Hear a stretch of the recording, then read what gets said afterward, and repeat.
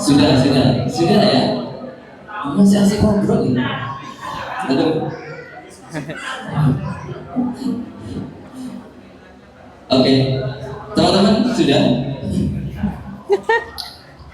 Oke, silakan bisa menghadap ke depan ya. Tuh belum kan? Memang satu kelompok ada 10 sih. Makanya nggak selesai. Oke, silakan bisa menghadap ke depan teman-teman semuanya. Saya mendengar tadi ada beberapa yang nyebut angka, ya. Ada yang tidak, ya. Di iklan tadi saya dengar, saya berapapun, yang penting saya terima, pokoknya orangnya gajinya berapa tuh, kayak gitu. Kira-kira mau nggak dipimpin dengan orang yang seperti ini? Yang apa? Enggak, enggak ya. Ternyata itu cocok sama aku juga sama. Yang apa ternyata ada yang sama ya. Saya di kelas berapapun gaji suamiku ya. Kita jalani semua ini bareng-bareng ya. Oke, kalau tadi pertanyaan yang mungkin levelnya level medium, kita naikkan levelnya, silakan di scan di depan sini ya. Di Mentimeter. Di Mentimeter. silakan bisa dikeluarkan handphonenya dan scan barcode yang ada di depan sini. Silakan jawab pertanyaan ini ya. Apa ini pertanyaannya? Anda hidupmu dijamin 100 tahun ke depan. Apa yang kamu lakukan untuk mengisi hari-harimu? Sudah dijamin ini. Apa yang dijamin ya? Keuangannya kah? Atau dijamin masuk surganya kah? Terserah teman-teman jawab bebas ya. Apa yang akan dilakukan oleh teman-teman? Keliling dunia. Beribadah. Cepet banget jawabnya lagi. Kayak sudah impian dari lama. Iya, bentuknya acak harusnya. Impian Tapi kan dari 31 yang ke ini yang jawab baru 3. Nah, baru 5 sekarang. Gitu. Jadi upgrade diri. oh, Biasa. kayaknya nggak Upgrade dibikin diri yang biar cloud. bisa keliling Dia nggak dunia. milih yang cloud. Harusnya milih yang cloud sih. Siapa sih yang bikin? Nggak boleh nyontek ya. Mati. Kamu bawa 2 ya? Di satu juga apa? Apa ini? Bersedekah. Ini suci semua. Peruntukan Prabowo. Bikin apa itu ya? Itu apa lagi? Ini bisa dibesarkan nggak? Nggak bisa ya? Harusnya bisa.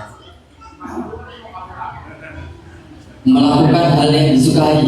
Random ini masih random, nggak ada yang spesifik.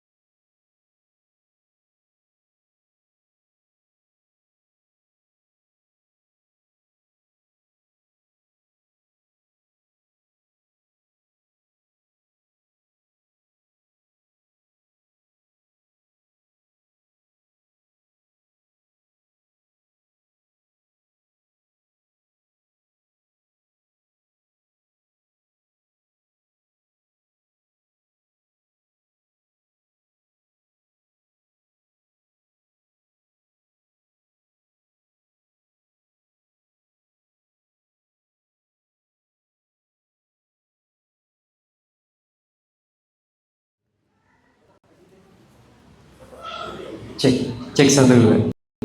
Oke, Konsen. Ada yang menarik nggak dari jawaban teman-teman tadi? Menarik sih.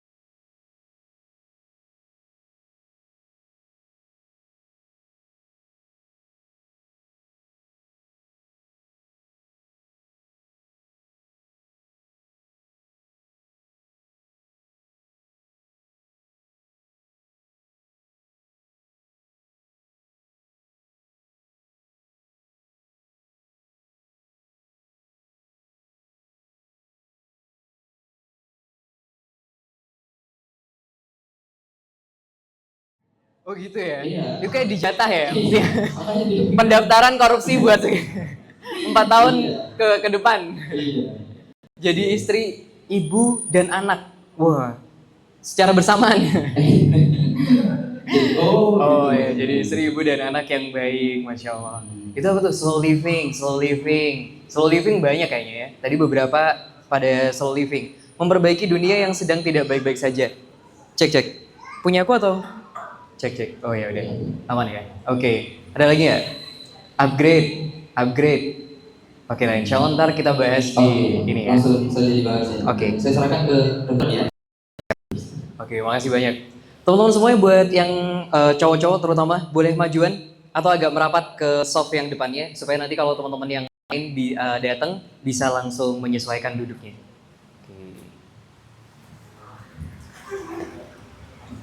Mas An, HP-nya mau di sini? Oh, iya. Oh, kok 2 sekarang? Oh, luar biasa tuh.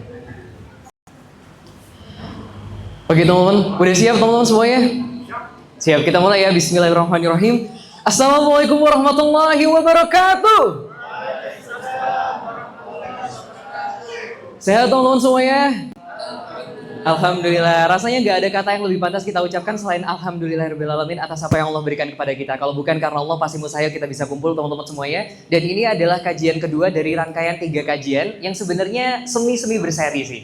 Masih ingat gak? Pekan lalu kita ngebahas apa? Atau 2 pekan lalu lebih tepatnya. Kenapa? 2 pekan yang lalu. Bahas apa? Olahraga, cakep. Teman-teman tahu nggak kenapa kok bahasnya olahraga, sekarang bahas karir? Kira-kira ketiganya apa? Tahu nggak? Oke, sebenarnya kita kasih disclaimer dulu. Ini adalah rangkaian 3 acara kajian yang semi berseris. Karena apa?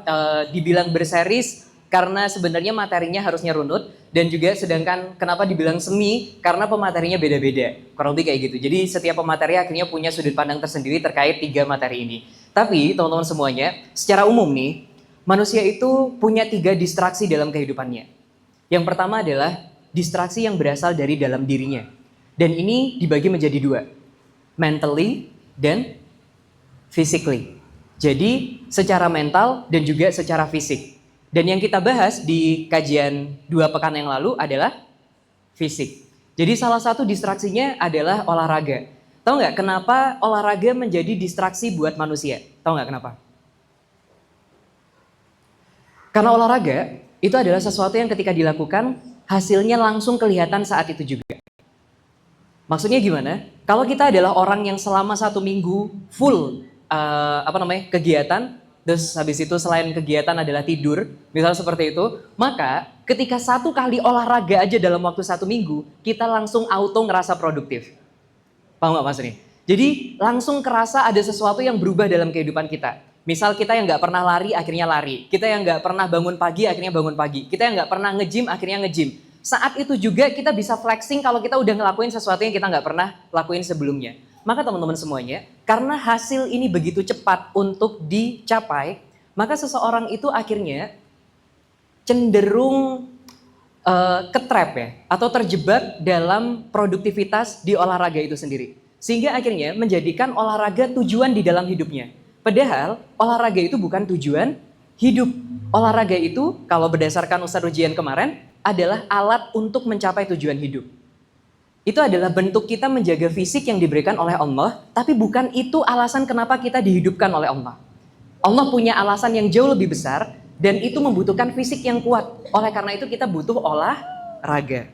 Ya, anaknya siapa ini? Ya, anak saya sendiri. Ya, teman-teman. Siap. Oke, lanjut. Kenapa? Jangan minta gendong dong. Nah, ya boleh ya. Ya, boleh. Nyambi. Siap. Yang selanjutnya ada masalah mental. Tapi kita nggak bahas di pekan kemarin karena kita bahas cuma beberapa aja. Nah, pada hari ini, teman-teman, kita akan ngebahas distraksi yang kedua yang terjadi pada manusia. Sama bunda ya? Oke, siap. Yaitu adalah terkait karir. Karir ini sebenarnya dibagi menjadi 2 sub distraksi. Yang pertama adalah pekerjaan, yang kedua adalah pendidikan. Salah satu yang membuat seseorang itu akhirnya lupa terkait tujuan hidupnya adalah ketika mereka terjebak 2 hal ini. Kalau nggak pekerjaan, berarti sama pendidikan. Betapa banyak orang yang akhirnya masalah skripsi bikin dia bulet aja di bagian situ. Betapa banyak akhirnya orang yang masalah pekerjaan akhirnya juga sama, bulet aja di bagian situ. Resign nggak ya? Bertahan nggak ya? Resign nggak ya? Bertahan nggak ya? Gaji segini cukup nggak ya? Kalau nanti 2 tahun lagi, 3 tahun lagi, 4 tahun lagi, cukup nggak ya? Akhirnya banyak orang yang akhirnya berputar di situ aja. Dan akhirnya berpikir hanya berpindah dari satu pekerjaan ke pekerjaan lainnya, atau mempertahankan pekerjaan yang sedang mereka lakukan, atau bahkan mencari pekerjaan yang selama ini belum pernah mereka rasakan rasanya kerja kayak gimana. Dan akhirnya hal ini yang membuat mereka tidak pernah benar-benar mencari atau menjadikan dirinya itu menuju ke tujuan hidupnya. Padahal teman-teman, pendidikan, karir atau pekerjaan itu adalah alat menuju tujuan, bukan tujuan itu sendiri. Maka kita tidak dihidupkan oleh Allah dengan seperangkat mulai dari rambut sampai ujung kaki kita itu buat bekerja. Atau kita dihidupkan oleh Allah buat mengerjakan skripsi. Gak sesederhana itu. Ada sesuatu yang lebih besar kenapa kita harus skripsi, kenapa kita harus kerja, kenapa kita harus kuliah, kenapa kita harus nyuri duit. Dan bukan itu tujuannya. Tapi dia hanyalah satu step menuju tujuan yang lebih besar itu tadi. Lalu yang ketiga, kita akan ngebahas terkait relasi. Salah satu hal yang menyebabkan seseorang itu terdistraksi dari tujuan hidupnya adalah relasi atau hubungannya dengan orang lain. Hubungan dengan orang lain ini dibagi menjadi banyak. Satu, dengan orang tuanya. Yang kedua, dengan temannya. Yang ketiga, dengan pasangannya. Di mana pasangan ini dibagi lagi menjadi dua. Pasangan halal dan juga pasangan haramnya. Maka ini semua memiliki part yang akhirnya mendistraksi seseorang itu dari kehidupan yang sesungguhnya. Salah satunya yang akan kita bahas adalah terkait seks. Kita akan ngebahas ini di tanggal 1 Agustus, jadi pastikan teman-teman datang karena itu adalah rangkaian dari 3 kajian yang kita udah bentuk. Kalau teman-teman penasaran kenapa, tahu nggak ada 157 kasus baru HIV di Malang dan 90%-nya itu adalah laki seks dengan laki-laki. Kita akan ngebedah kenapa bisa laki-laki semakin cenderung kepada laki-laki lainnya. Kenapa tidak kepada perempuan?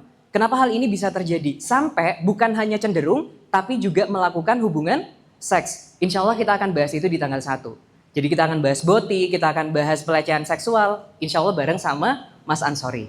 Gitu ya. Dan hari ini kembali lagi ke tema yang kedua, yaitu adalah karir. Kita akan ngebahas bagaimana sebenarnya pekerjaan itu mendistraksi kehidupan kita, sehingga kita lupa kalau ternyata kita tidak pernah dilahirkan hanya untuk mencari uang.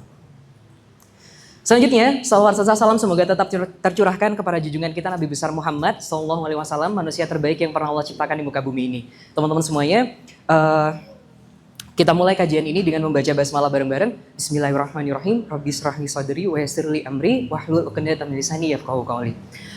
Ada satu judul kajian yang diberikan kepadaku, yaitu adalah gaji imut, resign atau bertahan. Kira-kira apa? Bertahan atau resign? Kalau udah tahu jawabannya boleh keluar aja. Nggak bercanda ya teman-teman. Insya Allah kita akan bahas di kajian kali ini. Oke, in this economy, ketika akhirnya semua orang atau hampir semua orang struggling dengan gajinya yang nggak baik-baik aja, maka kita dihadirkan dengan satu berita di Instagram yang menggemparkan, yaitu adalah ditemukan 74 kg emas di salah satu rumah Kejaksaan Agung ya. Di mana akhirnya, teman-teman kalau kita lihat ya, nilai 74 kg emas itu kalau diuangkan itu setara 190 sampai 200 miliar. Which is kalau andaikan kita nabung nih ya, MR Malang ya, tapi ditabung semuanya dalam waktu 1 hari ya, itu butuh 182 tahun buat bisa sampai ke 200 miliar. Jadi andaikan gaji kita adalah UMR Malang dalam sehari, ya perharinya kayak gitu, dan itu nggak dipakai apapun ya teman-teman, kita butuh waktu 182 tahun buat ngumpulin 74 kg emas. Kebayang nggak sih? Kebayang nggak? Jadi aku tuh akhirnya bercandaan sama istri kan, kalau nabung 1 gram per hari sampai kapan sih? Ternyata butuh sama, kurang lebih adalah 200 tahun untuk bisa sampai 24 kg. Itu udah nabung 1 gram per hari. Di zaman aku nikah sama istriku, 1 gram emas itu 875.000. Tapi sekarang teman-teman, kalau Antam itu sekitar 2.600.000. Makanya akhirnya butuh 182,6 tahun kurang lebih untuk ngumpulin itu.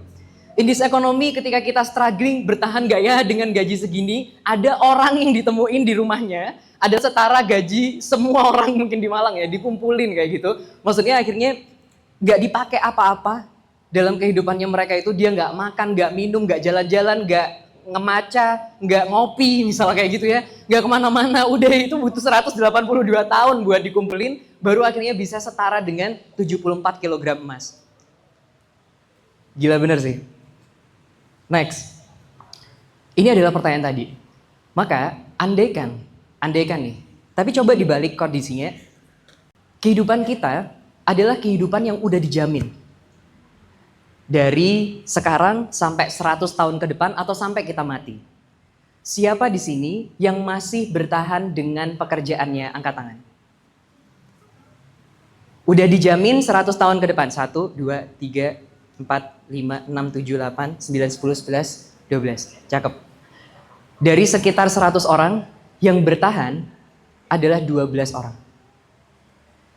Sebenarnya arah pertanyaan ini adalah, betapa banyak sebenarnya dari kita yang menjalani pekerjaan kita bukan karena kita tahu kenapa pekerjaan ini harus dilakukan. Tapi karena kita terpaksa, karena nggak ada kerjaan lagi yang lainnya yang bisa kita lakukan. Dan yang seperti ini teman-teman, bukanlah kasus 1-2 orang yang akhirnya dia harus terjebak merelakan impian-impiannya, merelakan hal yang benar-benar dia inginkan sebenarnya, karena dia terjebak ya dalam satu kondisi, yaitu adalah gaji yang imut tadi, yang bikin dia mau nggak mau dia harus bertahan dengan pekerjaannya. Tapi alhamdulillah paling tidak ada 12 orangan yang akhirnya mengerjakan pekerjaan ini, ya yang ada di posisinya saat ini ya. Teman-teman cukup perlu bersyukur ya kalau teman-teman akhirnya bisa menjalani sesuatu yang teman-teman ya rela untuk lakukan 100 tahun ke depan. Dan insya Allah aku tambahin satu ya, aku juga adalah seorang dokter hewan yang aku juga rela untuk mengajarkan ya pekerjaan ini 100 tahun ke depan. Alhamdulillah aku pada titik di mana aku cinta pekerjaanku juga. Aku cinta pekerjaanku juga untuk menolong ya hewan ya. Jadi dalam setiap harinya. Maka buat teman-teman yang belum nemu, semoga ya teman-teman akhirnya dipertemukan oleh pekerjaan atau dengan pekerjaan yang terbaik menurut Allah.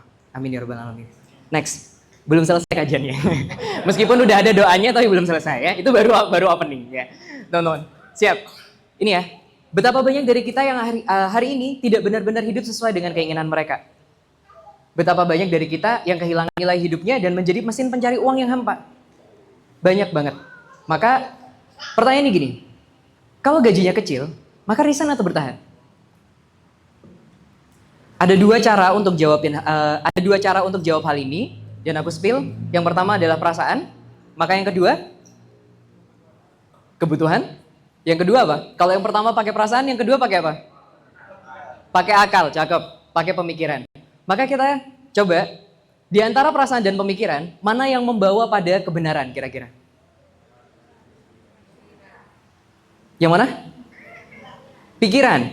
Coba kita lihat. Masalahnya, fakta mengatakan tidak seperti itu. Let me tell you a story about a dilemma. Tentang dilema. Ini adalah Danang. Danang ini lulus SMK, dia memilih kerja. Dia nggak memilih untuk kuliah. Maka Danang akhirnya masuk ke pabrik, meskipun nggak sesuai dengan jurusan dia, karena dia jurusan otomotif, tapi di pabrik dia adalah pembungkus roti. Kebayang ya? Maka, tapi ternyata gajinya UMR. Bayangin, dia SMK, dia lulus dari SMK, keterima kerja di pabrik dengan gaji UMR. Seneng nggak? Seneng. Itu adalah kebanggaan buat teman-teman SMK. Ketika mereka akhirnya dapat di pabrik dan mereka bisa gaji 3 juta. Karena rata-rata lulusan SMA bisa jadi nggak sampai segitu gajinya sebulan. Kebayang nggak maksudnya? Apalagi mungkin jangankan kebayang gajinya segitu, dapat pekerjaan aja bisa jadi nggak dapat. Next, di tahun ketiga kerja selesai kredit motor baru, cakep. Biasanya itu udah mulai vario baru, beat baru gitu ya. Jadi mau yang dulu pakai motor apa sih kretek? Kok kretek sih? Apa sih namanya? Hah? Yang apa? Ya Astrea mah nyinggung Hilmi nah. Gak bercanda. Gak bercanda. Terus habis itu, nah misal nih ya, selesai kredit motor baru. Makin bangga nggak?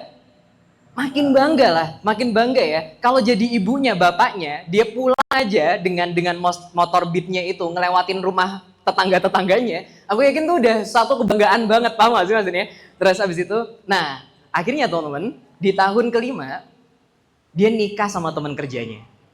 Dia beraniin diri, oke lah motor kebeli, tahun kelima beranilah ngelamar teman kerjanya. Biasanya jatuh cintanya tuh sama admin biasanya. Mbak-mbak admin biasanya cakep gitu ya. Nah, betapa bahagia hidup Danang ya teman-teman semuanya. Akhirnya dia motor kebeli, gaji gaji UMR, dia akhirnya nikah kayak gitu ya. Nah, kira-kira apa yang terjadi 10 tahun kemudian? Ada yang bisa nebak? Punya mobil, Masya Allah. Amin dengan gaji UMR ya sebutan.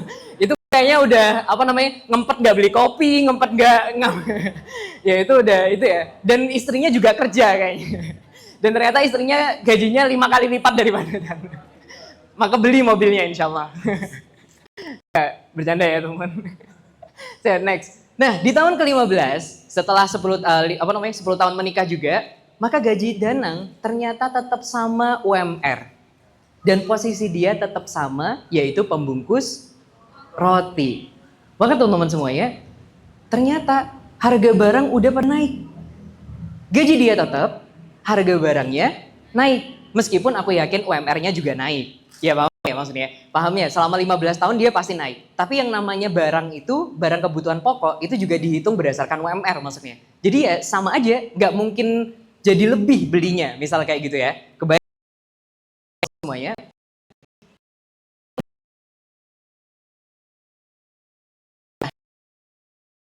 Ini nggak cukup deh.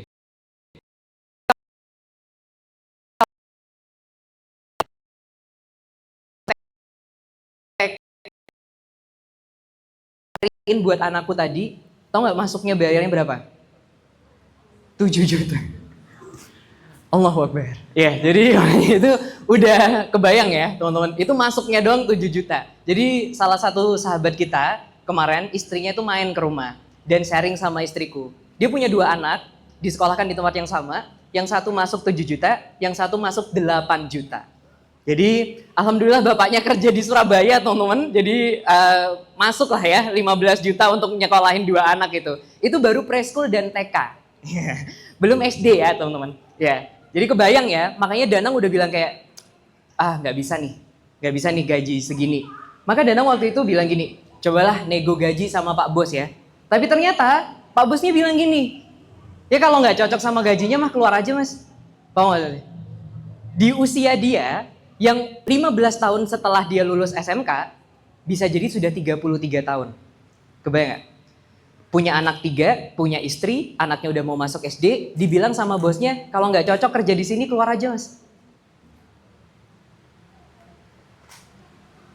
Kira-kira, kalau jadi Danang, teman-teman resign atau bertahan? Cari yang lain. Jangan istrinya.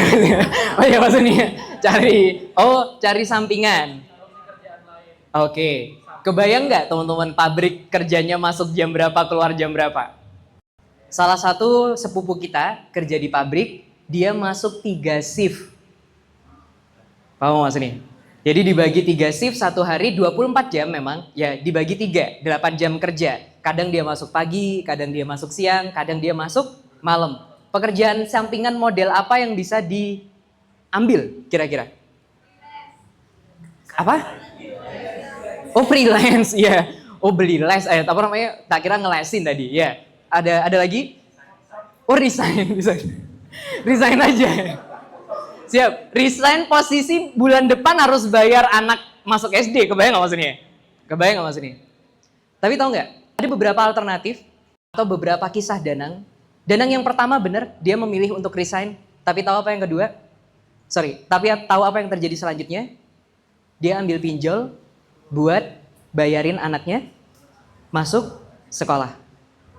Danang yang kedua, memilih bertahan dan minjem kepada mertuanya buat masukin anaknya yang kedua dengan tak bayar nanti ya. Paham nggak Mas ini? Yang nanti itu nggak tahu kapan. Ya, nggak tahu kapan.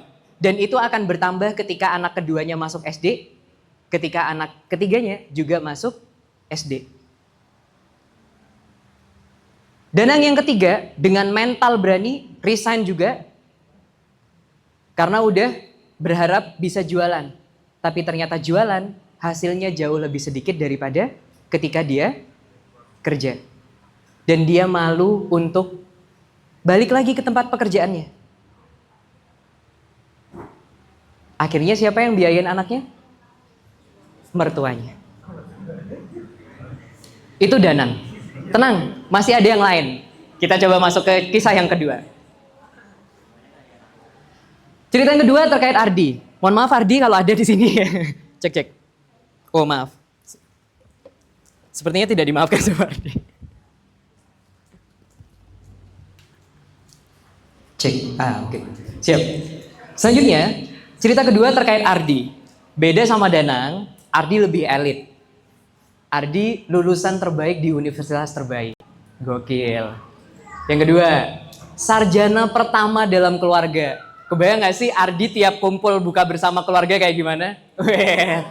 Ini ponaan yang di universitas ini gitu ya, Masya Allah. Ini yang terbaik itu ya gitu kan. Udah digadang-gadang bakal jadi punggawa di keluarganya. Kebayang ya? Ternyata setelah 3 tahun lulus, dia gak dapat kerja. Dia lulusan terbaik, di universitas terbaik, setelah 3 tahun lulus, dia gak dapat kerja. Dan dia udah gak datang buka bersama lagi setelah itu. Tahu kan kenapa Mas ini? Ya pokoknya sibuk lah gitu. Ternyata yang keempat, ternyata bukan dia gak kerja teman-teman. Udah sering ada panggilan, tapi ternyata gak cocok sama gajinya. Nah aku lulusan terbaik, paham gak maksudnya? Universitas terbaik coy, masa digaji segini, paham gak maksudnya? Jadi setiap kali ditanyain sama HRD, harapan gajinya berapa? Samain aja sama ibu. Ya, jangan ya, gak diterima setelah itu. Tapi paham gak maksudnya? Jadi ketika ternyata, karena gengsinya tinggi, dia gak bisa memulai itu dari awal. Karena dia ngerasa orang tuanya udah modal cukup banyak untuk mengkuliahkan dia sampai ke titik ini. Maka teman-teman, kalaupun jadi kerja, ternyata nggak bertahan lama. Karena dia ngerasa lingkungannya toksik. Gaji udah pas, tapi ternyata bosnya suka nyuruh misal kayak gitu. Ya bos ngapain lagi kalau nggak nyuruh-nyuruh ya. Ya terus, ya kurang lebih kayak gitu ya. Nah, kira-kira nih, 10 tahun kemudian, Ardi jadi apa? Oh pinjol. Pinjol, kripto sih. Kok lebih bagus sih ceritanya daripada buatanku. Ada lagi nggak? Kira-kira 10 tahun lagi Ardi jadi apa teman-teman? Apa? Jadi founder, Masya Allah, baik. Bagus. Next ya, ternyata nih, di usia 35 tahun, Ardi tetap belum dapat kerja. Karena dia kayak gitu terus, ada panggilan gak cocok gajinya, kerja gak cocok sama bosnya, gak cocok sama temennya, resign lagi. Akhirnya apa? Mau usaha juga gak tahu mau jualan apa. Ibunya, bapaknya tanya bolak-balik. Tak jualin sawah tanah. Nah misal, kamu mau apa? Kalau misal kamu mau apa? Gak mau apa-apa. Dia juga gak ngerti mau ngapain. Paham gak Mas ini? Akhirnya lebih banyak diam di rumah. Dan Ardi lebih banyak ditanggung sama orang tuanya. Orang tuanya masih harus terus kerja buat ngebiayain Ardi. Masalahnya Ardi bukan anak tunggal. Orang tuanya juga harus menanggung adik-adik Ardi. Next. Akhirnya pamannya kasihan. Ya, pamannya kasihan. Bolehlah, ayolah nawarin pekerjaan. Bolehlah ikut paman ya. Tapi ternyata ketika dia ikut, gajinya juga sedikit. Tidak sesuai yang dia harapkan kalau kerja sama paman. Kira-kira kalau teman-teman jadi Ardi, teman-teman bakal ngapain? Kenapa? Muhasabah. Kirain nikahin sepupunya tadi supaya take over anunya pamannya. Enggak ya. Yang pertama, Ardi yang pertama memutuskan untuk resign. Dan ternyata dia juga nggak ngapa-ngapain lagi. Mengulang siklus yang sama, tetap menjadi, mohon maaf, benalu bagi orang tuanya. Ardi yang kedua, mengeluh terus sambil wadul. Apa itu? Ngadu ke orang tuanya. Dan bikin orang tuanya berantem sama pamannya. Versi yang ketiga, dia keluar. Dia mau nyoba sesuatu yang lain, tapi ternyata dia juga gak tahu mau nyoba apa. Teman-teman tahu nggak? Kalau Danang dan Ardi itu adalah dua kisah paling mainstream yang terjadi di sekitar kita. Dan tahu apa kesamaan antara Ardi dan juga Danang? Di antara dua cara jawab, perasaan dan pemikiran, kira-kira Ardi dan Danang pakai perasaan atau pakai pemikiran? Pakai? Pokoknya nggak pakai semuanya. Iya nggak pakai. Ternyata pakai perasaan. Iya. Nih ya, resign dan bertahan adalah dilema yang paling sering menjebak manusia ke ranah impulsif. Dan impulsif itu, nih ya, karena pertanyaan ini adalah pertanyaan yang paling sering muncul dalam kondisi emosi yang tidak stabil. Jadi kondisi ini pasti lagi nggak enak-enaknya. Kayak tadi di cerita pertama ya, Danang. Kapan sih Danang mulai mikir kalau ternyata gajinya nggak cukup? Yaitu adalah ketika anaknya udah mau masuk SD. Dan akhirnya ketika dia nego gaji, dia dijawab kalau nggak cocok keluar aja mas. Dalam kondisi seperti itu, Danang kira-kira dalam kondisi mental yang stabil atau dalam kondisi mental yang tidak stabil? Yang tidak stabil. Sebagai laki-laki, egonya pasti terluka di situ. Dan ketika dia terluka, kira-kira dia mikir atau pakai perasaan? Benar. Dia akan lebih sering pakai perasaan. Begitu pula juga Ardi. Aku lulusan terbaik dari universitas terbaik. Masa digaji segini? Itu pakai mikir atau pakai perasaan? Setengah mikir, setengah perasaan. Setengah mikir, setengah perasaan. Ya, jadi lebih banyak didominasi sama perasaan. Karena dia merasa dia pantas dapat yang lebih. Dan merasa adalah hal yang paling sering menjebak kita untuk melakukan hal-hal yang impulsif. Atau nggak pakai mikir. Dan banyak keputusan yang kita ambil ketika kita impulsif adalah keputusan-keputusan yang paling buruk. Makanya pernah ingat ketika kamu lagi marah atau ketika kamu lagi seneng, jangan pernah menjanjikan apapun. Atau jangan pernah bikin keputusan apapun ketika kamu lagi seneng banget atau ketika kamu lagi marah banget. Buat mas-mas, ketika kamu lagi marah banget, ini aku denger di stand up comedy, tapi ini bagus banget. Jangan keluarkan kata ketiga yang keluar di kepalamu.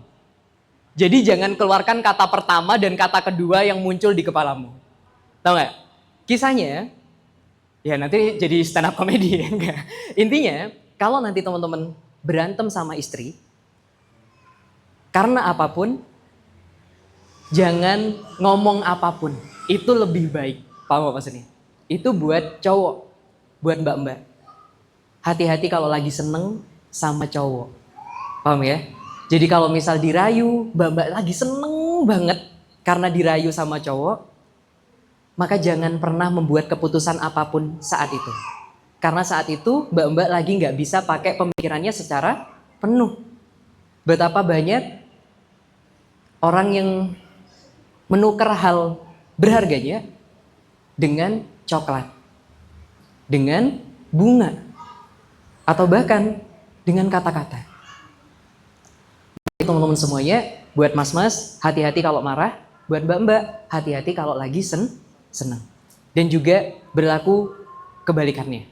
Hati-hati juga ketika lagi senang, hati-hati juga ketika lagi marah. Next. Sorry. Nah, maka let me tell you another point of view. Jadi aku akan ceritain cerita yang lain. Rasulullah said, ini hadis Rasul, manusia berkata, hartaku, hartaku. Bukankah hartamu yang sebenarnya hanyalah apa yang engkau makan lalu habis, apa yang engkau kenakan lalu usang, atau apa yang engkau sedekahkan lalu berlalu? Kata Rasul, harta yang kita miliki itu sesungguhnya adalah apa-apa yang kita makan, apa-apa yang kita pakai, dan apa-apa yang kita sedekahkan. Udah. Sedangkan harta kita di rumah itu bukan harta kita. Sepeda motor yang kita tinggal di parkiran saat ini bukan harta kita. Karena apa-apa yang menjadi harta kita saat ini adalah apa-apa yang bisa kita nikmatin saat ini. Masjid ini yang kita nggak ikut bangun, ini juga adalah harta yang menjadi sesuatu yang bisa kita nikmatin saat ini. Next. Sesungguhnya Ruhul Kudus atau Malaikat Jibril telah membisikkan ke dalam sanubariku bahwa sekali-kali tidak akan mati sebuah jiwa sampai sempurna atau habis ajinya dan rezekinya. Maka bertakwalah kepada Allah dan perbaikilah cara dalam mencari rezeki. Coba aku petakan dari hadis-hadis tersebut menjadi sesuatu poin-poin yang bisa kita pelajari. Yang pertama, rezeki adalah segala sesuatu yang bisa kita nikmatin. Rezeki adalah segala sesuatu yang bisa kita nikmati. Maka HP ini jadi kenikmatanku saat ini. Mic ini jadi kenikmatanku saat ini. Maka ini adalah dua hal yang menjadi rezeki buat aku. Sound yang teman-teman sedang dengarkan, ini menjadi rezeki buat kita. Lantai yang sedang kita pijaki saat ini adalah menjadi rezeki buat kita. Tapi lantai kita di rumah, tempat tidur kita di rumah, baju kita di rumah, makanan yang simpan di kulkas di rumah, uang kita yang ada di bank saat ini, itu adalah bukan rezeki kita. Bisa dipahami? Maka rezeki adalah apa-apa yang bisa kita nikmati. Itu satu. Next. Rezeki itu pemberian. Rezeki itu sifatnya pemberian. Maka kalau pemberian tuh kayak dititipin ibaratnya. Itu yang memberikan Allah dan itu boleh diambil sama Allah kapan aja. Dan boleh menurut Allah dikasih kapan aja. Maka kalau itu pemberian, terserah yang ngasih atau terserah yang minta? Terserah yang ngasih dong. Mau ngasih atau enggak, kebayang ya maksudnya? Kalau terserah yang minta, enggak kebayang setiap lampu merah kita digebukin karena enggak ngasih. Paham enggak maksudnya? Jadi karena terserah yang ngasih, bukan terserah yang minta. Paham ya? Yang ketiga, tidaklah seseorang itu mati kecuali semua rezekinya sudah ditentukan. Which is artinya, karena kita semua hidup nih hari ini, artinya kita masih ada rezeki. Bisa dipahami? Kalau besok mati, artinya rezekinya habis. Kalau besok hidup, mikir nggak kita kalau hari ini kira-kira ada rezeki nggak ya? Ya pasti ada, paham maksudnya? Ya pasti ada karena hidup. Karena kalau udah habis, pasti mati.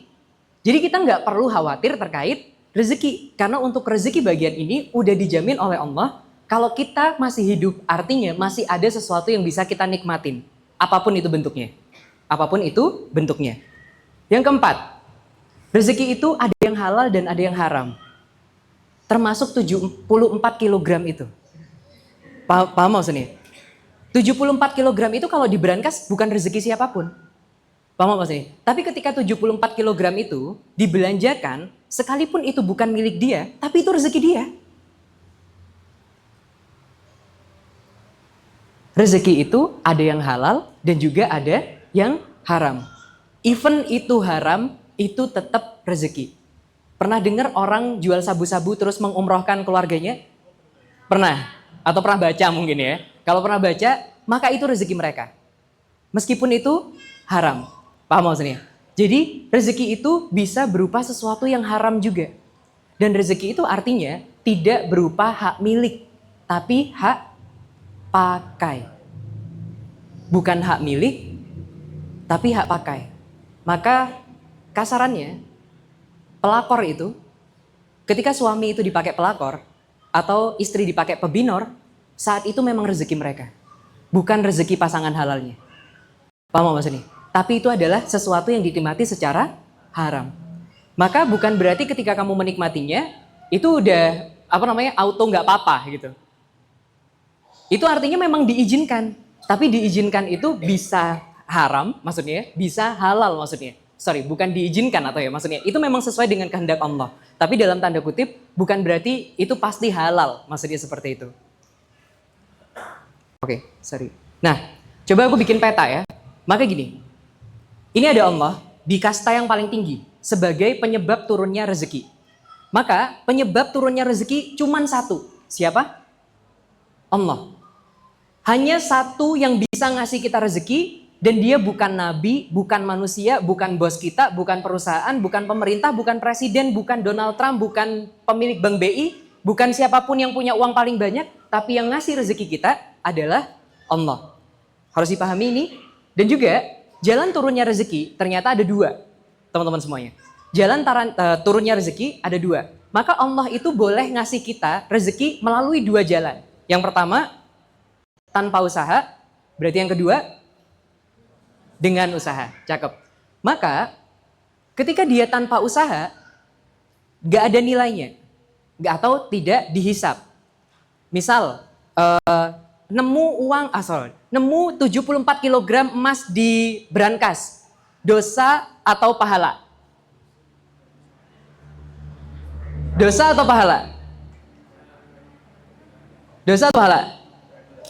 Gak ada nilainya. Gak dosa yang gak berpahala. Kan nemu aja. Paham maksudnya? Nemu uang gitu misal. Kayak gitu. Paham ya maksudnya? Kalau kita dikasih nasi padang gratis. Misal. Dikasih nasi padang gratis. Itu berpahala atau berdosa? Gak ada nilainya. Paham maksudnya? Gak ada nilainya. Dikasih sesuatu yang tanpa usaha kita. Itu gak ada nilainya. Juga gak berpahala. Juga tidak berdosa. Tapi beda dengan usaha. Nyolong duit rakyat. Dikumpulin jadi 74 kg. Itu berdosa atau berpahala? Berdosa. Jual sabu-sabu, ngumrohkan keluarga. Berdosa atau berpahala? Berdosa, cakep. Karena apa? Karena itu pakai usaha. Dan itu dihisap. Nah, kalau dia dihisap, maka ada dua konsekuensinya. Ini uang halal, rezekinya halal atau haram. Kalau halal berarti dapat pahala. Tapi kalau dia haram, berarti dia dapat dosa. Nah, hanya saja ternyata di sebelah kanan, teman-teman, tanpa usaha itu juga memunculkan respon. Dikasih nasi padang gratis. Pasti ada responnya dong. Kok nasi padang sih? Aku pengennya nasi tongkol pedas misal kayak gitu. Paham maksudnya? Kan nasi tongkol pedas nggak ada kayaknya di lauk nasi padang ya. Maka respon ini dihisap. Ketika dia dikasih nasi padang, makasih mas, terus makasih ya mbak, misal kayak gitu, maka itu bentuk syukur ya. Berarti apa? Berpahala. Tapi ketika tadi dia kufur, dikasih, kok cuman segini sih misal kayak gitu. Kenapa 74 kg emas aja? Kenapa nggak lebih banyak lagi misal kayak gitu? Maka dia jadinya dosa. Bisa dipahami nggak sampai sini petanya? Maka pertanyaannya, lantas di mana posisi kerja dalam rezeki? Tuh. Berarti dengan usaha. Misalnya, karena ada dua jalan, dan kita ingat rezeki itu adalah pemberian. Andaikan ternyata kita udah usaha mati-matian, kita udah kerja banting tulang dari jam 7 sampai jam 7 malam lagi, atau bahkan ada yang dari jam 7 sampai jam 9 malam, kayak gitu ya. Nah, dan ternyata tidak dapat rezeki, dari situ, misal buka toko mulai dari jam 7 sampai jam 9 malam, gak ada yang beli. Boleh marah gak? Kenapa gak boleh marah? Kenapa? Biar gak dosa. Cakep, cakep. Benar, cakep ya. Nah, maka karena terserah Allah. Mau ngasih rezekinya itu lewat usaha kita, atau enggak lewat usaha kita, itu terserah Allah. Tapi kalau kita hidup hari itu, artinya pasti ada rezekinya. Karena misal nih, bisa jadi dia jualan dari jam 7 sampai jam 9 gak ada yang beli. Tapi ternyata sampai rumah, tetangganya ada yang kepaten. Tahu kepaten gak? Ada tetangganya yang meninggal. Buat tetangganya itu musibah. Tapi bisa jadi buat dia ternyata dikasih berkat nasi dari tetangganya. Artinya ada rezekinya nggak di hari itu? Dari mana? Tanpa usaha. Tanpa usaha dia. Karena bukan dia yang bunuh tetangganya, paham nggak sebetulnya? Bukan dia yang bunuh tetangganya tadi sampai mati dan bikin acara itu tadi. Nah, saat itu artinya teman-teman semuanya, kerja itu hanya memenuhi ikhtiar kita aja. Tapi bukan berarti wajib bagi Allah kalau kita kerja ngasih duit. Paham nggak maksudnya? Karena buat Allah, bisa jadi Allah milih jalur yang kanan, yang tanpa usaha. Yang kita udah mati-matian kerja dari pagi sampai sore, atau sampai malam bahkan, ternyata rezeki kita nggak diberikan lewat itu. Tapi teman-teman, andai kan kita nggak dapat rezeki, kita masih bisa dapat pahalanya nggak? Kita masih bisa dapat pahalanya dengan memastikan bahwa usaha yang kita lakukan adalah usaha yang sesuai dengan perintah Allah. Maka di mana posisi bekerja di dalam rezeki, dia hanya opsi bagi Allah untuk ngasih rezeki itu ke kita. Maka buat Allah mudah aja pakai opsi itu, tapi mudah juga buat Allah nggak pakai opsi itu. Dan itu terserah Allah. Maka tugas kita, satu, pastikan kalau itu dengan usaha, itu adalah usaha yang halal. Dan pastikan ketika tidak mendapat dari usaha yang halal, kita tidak meragukan kalau rezeki itu pasti nyampe ke kita. Maka ingat satu kata, apa-apa yang ditakdirkan untukmu adalah apa-apa yang tidak mungkin melewatkanmu. Pernah satu kisah, aku buka kuota untuk operasi dan ada 20 orang pendaftar saat itu. Dan dengan 20 orang pendaftar itu aku udah merengreng, apa yang merengreng itu? Menkalkulasi ya, kira-kira pendapatanku berapa hari itu. Kebayang gak maksudnya? Tapi tahu nggak? Ternyata bagi Allah mudah aja untuk meng-cancel hari itu. Tiba-tiba di waktu yang berdekatan, 4 dari mereka langsung bilang, "Mas, mohon maaf nggak jadi hari ini operasinya." Artinya aku harus nge-refund uangnya, yang uang itu tadi udah masuk ke rekeningku, udah nambah di rekeningku dan aku tahu aku harus ya mau beli apa dan lain-lainnya, kebayang gak maksudnya? Tapi akhir itu harus dilepasin, ya harus dikembalikan karena nggak jadi transaksinya. Saat itu ngerasa gelo, paham gak sih? Kecewa, boleh nggak? Boleh. Ngerasa kecewa itu boleh, tapi ekspresinya yang harus hati-hati. Kalau ternyata ekspresinya ngamuk-ngamuk, ya tetap dosa. Tapi kalau ternyata ekspresinya dia tetap diem aja, ya it's okay. Paham maksudnya? Saat itu aku ngerasa ya gelo, karena apa? Karena aku udah ngitung masalahnya. Harusnya aku tuh dapat segini, kenapa jadi dapat segini gitu kan? Kenapa jadi berkurang? Tapi tahu nggak apa yang menurut Allah? Di ending, ketika kita udah selesai semuanya operasi, tiba-tiba di detik terakhir, itu ada orang datang. Kucingnya nggak bisa pipis, maksudnya. Dok, tolong kucingnya nggak bisa pipis. Yang artinya ketika aku ngerjain satu itu musibah buat dia. Itu musibah buat dia karena kucingnya gak bisa pipis. Tapi itu rezeki buat aku, paham gak maksudnya? Tapi itu pemasukan buat aku saat itu. Dan itu adalah sesuatu yang aku gak pernah kebayang sebelumnya. Paham gak maksudnya? Aku gak pernah promosi, aku gak pernah apa. Yang datengin siapa? Allah. Dan mudah aja buat Allah ganti sesuatu yang yang awalnya dikasih, dicabut lagi, terus diganti dengan cara yang lain, itu mudah aja buat Allah di situ. Maka saat itu, kalau boleh aku pinjem kata-katanya Ustadz Luqmanul Hakim. Atur aja deh ya Allah, karena kemarin aku ngatur, semuanya berantakan. Biar Allah yang mengatur apa-apa yang menjadi aturan Allah. Sedangkan kita hanya memastikan bahwa ikhtiar-ikhtiar kita adalah ikhtiar-ikhtiar terbaik. Maka next.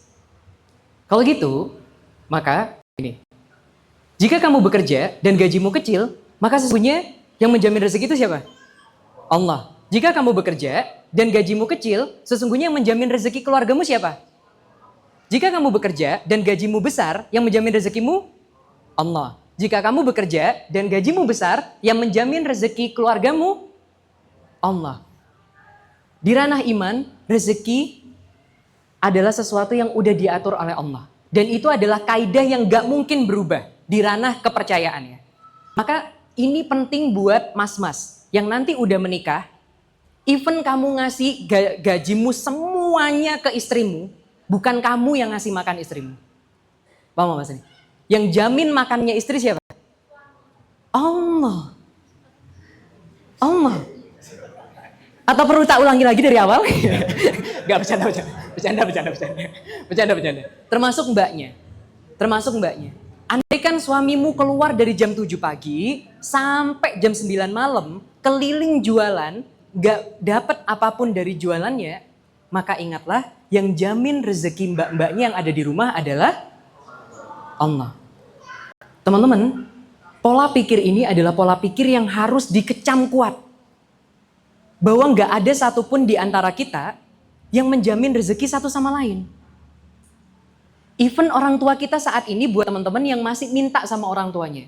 Maka yang ngasih kamu kuliah, ngasih kamu makan, ngasih kamu kos-kosan, ngasih kamu kipas angin di kos, fasilitas di kos, dan lain-lainnya itu adalah Allah.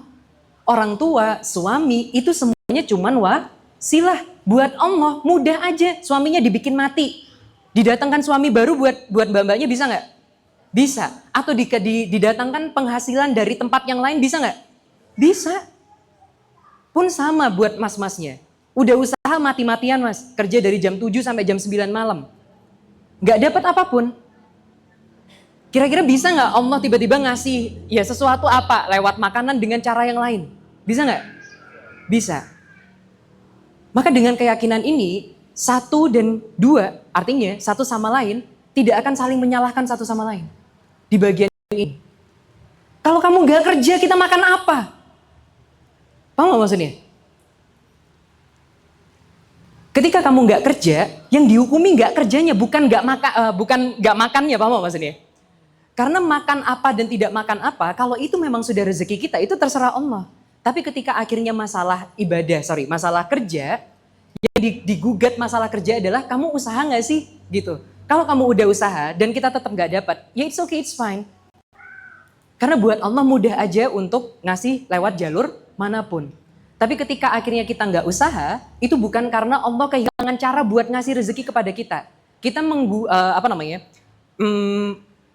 komplain kepada suami, kepada partner hidup ketika dia nggak kerja, bukan karena kita takut nggak dapat rezeki dari Allah. Tapi karena kita takut dia tidak memenuhi kewajibannya sebagai seorang laki-laki, sebagai seorang manusia yang harusnya memang mencari nafkah untuk dirinya. Bisa dipahami? Karena buat Allah mudah aja buat ngasih rezeki itu. Teman-teman mau kerja, mau sembunyi di kolong jembatan, teman-teman mau ngumpet di dasar laut paling dalam.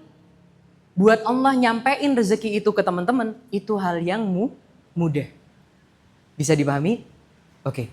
Sampai sini, maka di ranah iman, rezeki sudah diatur. Tapi di ranah ikhtiar, setiap perbuatan terikat hukum sebab akibat.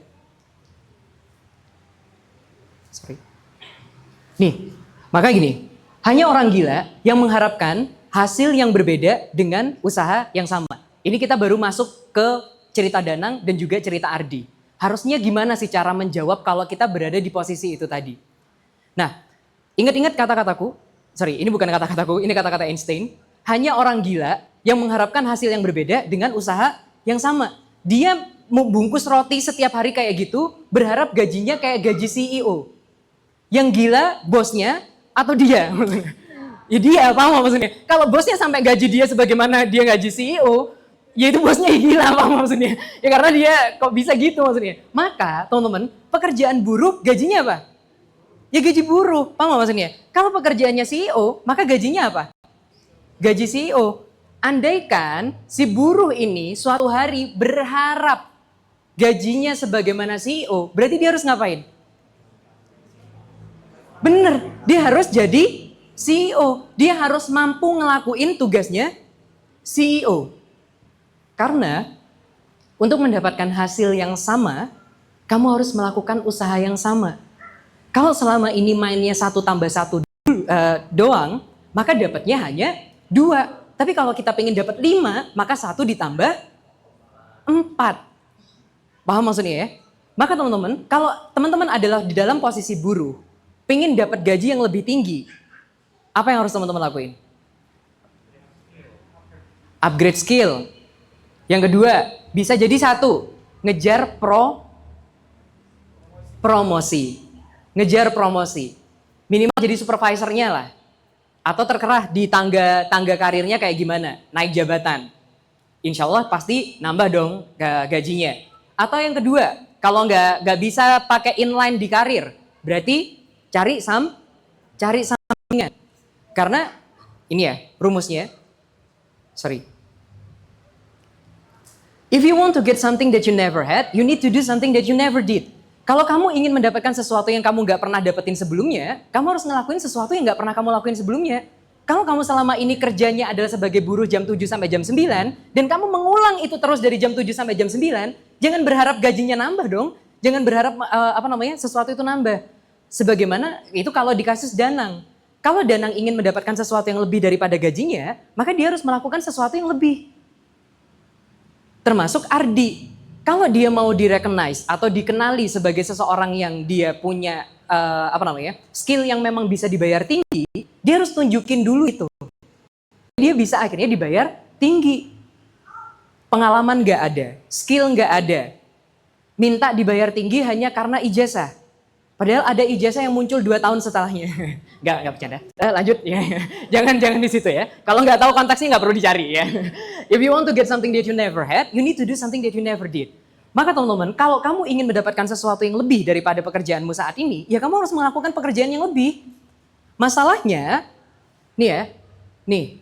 knowing what you know versus doing what you know, itu adalah hal yang benar-benar terjadi saat ini. Knowing what you know and doing what you know are two different things. Adalah 2 hal yang berbeda. Artinya apa?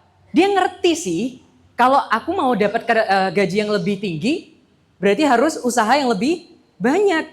Tapi dilakuin nggak lebih banyaknya? Enggak. Dia tetap sama. Karena apa? Karena dia udah ngerasa capek. Maka lebih banyak, yang lebih gampang apa? Protes. Kenapa gajiku segini-segini? Effort selama 15 tahun di company ini, di perusahaan ini, aku aku udah mendedikasikan hidupku loh, 15 tahun di sini. Untuk bungkus roti. Yang bungkus roti itu bahkan kalau dia keluar, kerjaan itu bisa diisi oleh siapapun. Kebayang gak? Maka sayangnya teman-teman, kita nggak bisa bilang kita udah berdedikasi, udah bela apa-apa, ketika akhirnya ternyata value kita sangat mudah digantikan oleh orang lain. Maka ketika bosnya ngomong, kalau kamu nggak cocok keluar aja dari sini, ya itu memang benar, dalam tanda kutip kayak gitu. Kalau kamu ingin mendapatkan sesuatu yang lebih, kamu juga harus lebih daripada pembungkus roti dong. Kalau kamu ingin mendapatkan gaji yang lebih daripada itu. Tapi kalau ternyata yang kamu lakuin juga sama, lah apa fungsinya bosnya bayar dia lebih tinggi? Paham maksudnya? Dibandingkan karyawan yang lain. Padahal karyawan yang lain jauh lebih muda, jauh lebih cekatan, jauh lebih cepat dan lebih banyak pekerjaannya dan tidak mengeluh. Karyawan lama lebih banyak tahu celah-celahnya yang tidak dilihat sama bosnya. Tahu bagaimana cara mempelokoto anak-anak baru. Tahu bagaimana caranya memainkan senioritas di dalam tempat kerja. Sorry to say, kalau aku jadi bosnya, aku juga keluarkan orang-orang yang seperti ini.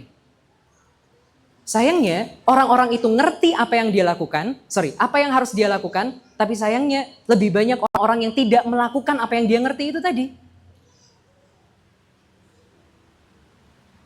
Hal yang paling mengerikan ketika kamu masuk pabrik adalah bukan gajinya yang UMR.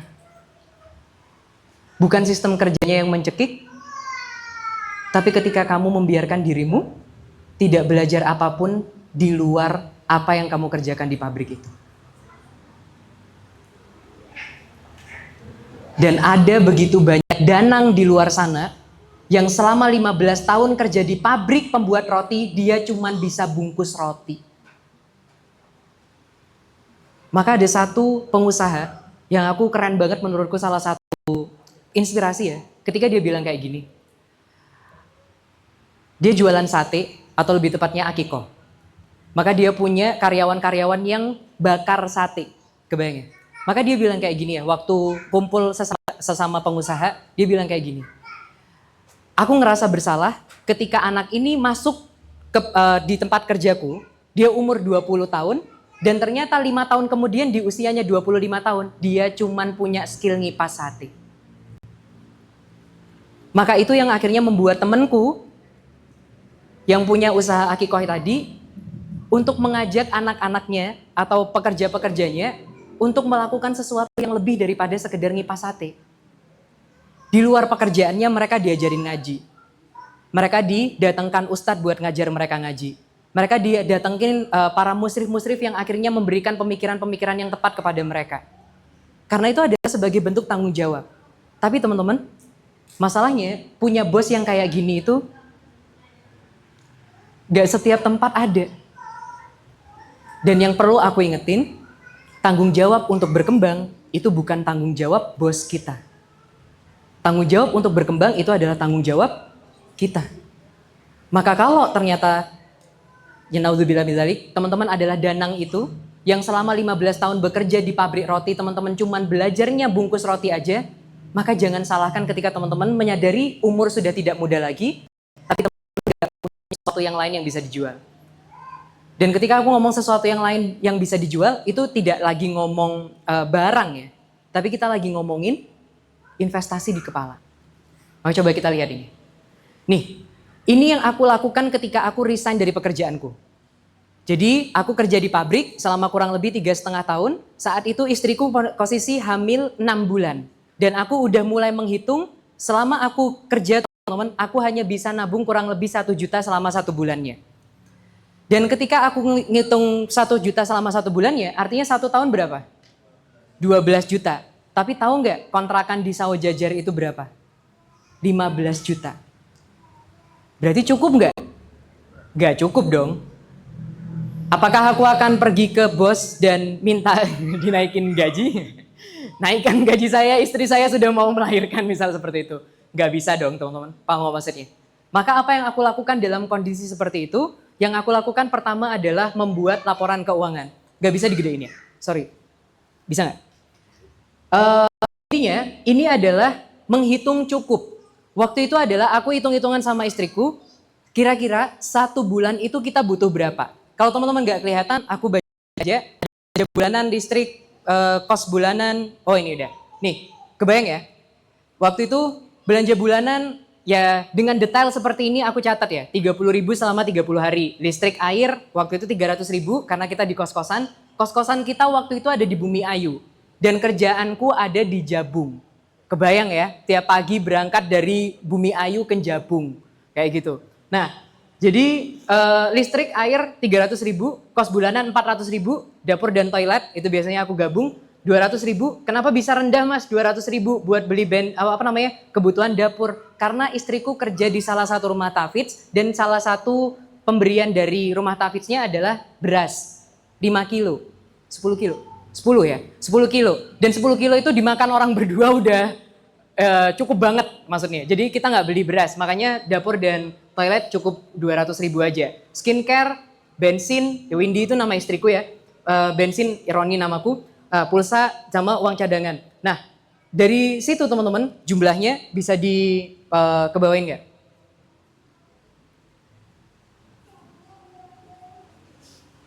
Jumlahnya adalah 2.900.000. Saat itu aku hitung, ternyata kebutuhan dasar kita untuk bertahan di Malang saat itu dalam kondisi berdua pasangan di kos Pasutri adalah 2.900.000. Aku ngukur kebutuhan cukup itu kayak gimana? Jadi cukup itu adalah intinya kamu layak dan bisa makan setiap harinya dengan layak ya. Jadi bukan makan pakai tempe terus ya nggak kayak gitu. Sesekali bisalah beli daging, sesekali bisalah beli ayam kayak gitu. Insya Allah cukup kayak gitu ya. Alhamdulillah selama ini ya dengan anggaran segitu cukup. Maka kebutuhan dasar itu harus dihitung. Dan ini berlaku teman-teman yang juga di kos. Jangan asal minta aja 1 juta, 2 juta, atau 2.500.000 kepada orang tua. Tapi teman-teman harus tahu anggaran setiap bulannya itu teman-teman habis berapa. Ini adalah skill basic yang teman-teman harus punya. Terutama sebagai cowok. Karena aku menganut aliran bendahara itu laki-laki, bukan perempuan. Jadi yang pegang uang di rumahku sampai detik ini adalah aku. Tapi istriku tahu jumlah uang di rekening berapa, jumlah berapa. Tapi kalau dia setiap ada kebutuhan apapun, dia selalu minta ke aku. Kayak gitu. Jadi, tapi selalu yang mengatur cash flow ya, itu aku. Buat teman-teman cowok, ini adalah skill yang memang harus dikuasain oleh laki-laki. Menghitung kebutuhan dasar. Kenapa ini penting? Karena begitu banyak orang yang ditanyain, kamu sebenarnya 1 bulan tuh habis berapa sih? Dia nggak bisa jawab. Karena dia nggak punya anggaran selama ini. Dan ini penting. Next. Oh iya, nextnya di sini, maaf. Terus, nah sumber penghasilan. Saat itu teman-teman aku spill gajiku 5.800.000. Itu ketika aku jadi dokter hewan di pabrik waktu itu. Gajiku 2 kali lipat dari UMR Malang, kayak gitu. Maka masih ada sisa beberapa uang. Cuman ada beberapa pengeluaran yang tidak aku tulis di situ. Ya contoh ngasih ponakan misal, ngasih orang tua misal. Tapi itu adalah kebutuhan dasar yang untuk aku dan istri. Kurang lebih kayak gitu. Dan teman-teman bisa ngitung dari untuk kebutuhan pribadi untuk yang belum nikah ya saat ini. Nah sumber penghasilan semuanya ditulis. Kira-kira berapa? Di sini aku tulis satu aja karena memang waktu itu aku nggak punya penghasilan lain. Yaitu adalah 5.800.000. Maka next. Menghitung selisih dan variabel masa depan. Ini adalah hal paling penting yang sering kali luput dari seseorang. Karena sering kali orang-orang itu bertingkah sebagai pemadam kebakaran. Artinya apa? Ketika ada api, baru aksi. Gak mungkin dong pemadam kebakaran. Madamin rumah yang gak ada apinya gitu. Paham gak sih maksudnya? Ya, jadi artinya apa? Ini, pertama, pemasukan dan pengeluaran itu sekarang di level yang mana? Cukupkah? Kurangkah? Berlebihankah? Itu ada di mana? Maka saat itu adalah menghitung variabel masa depan. Istriku hamil 6 bulan. Kira-kira apa yang terjadi di masa depan teman-teman? Lahiran. Dia butuh lahiran. Kalau cewek berarti butuh apa lagi? Butuh akikah. Apa maksudnya? Butuh akikah. Nah cowok juga butuh. Kalau akikah cewek berapa? 1 ekor kambing. Berarti dipikirin ya. Oh iya, berarti butuh biaya buat lahiran. Biaya butuh buat akikoh. Selain itu, karena aku ngekos, hal apa yang mungkin terjadi ketika seorang suami istrinya melahirkan? Apa yang apa respon dari keluarga-keluarga terdekatnya? Pingin datang. Tidak mungkin diterima di kos kan teman-teman, paham gak maksudnya? Maka saat itu aku tahu bahwa kita harus pindah rumah. Yang pindah rumah itu ketika di Sawah Jajar, artinya aku tahu aku butuh 15 juta.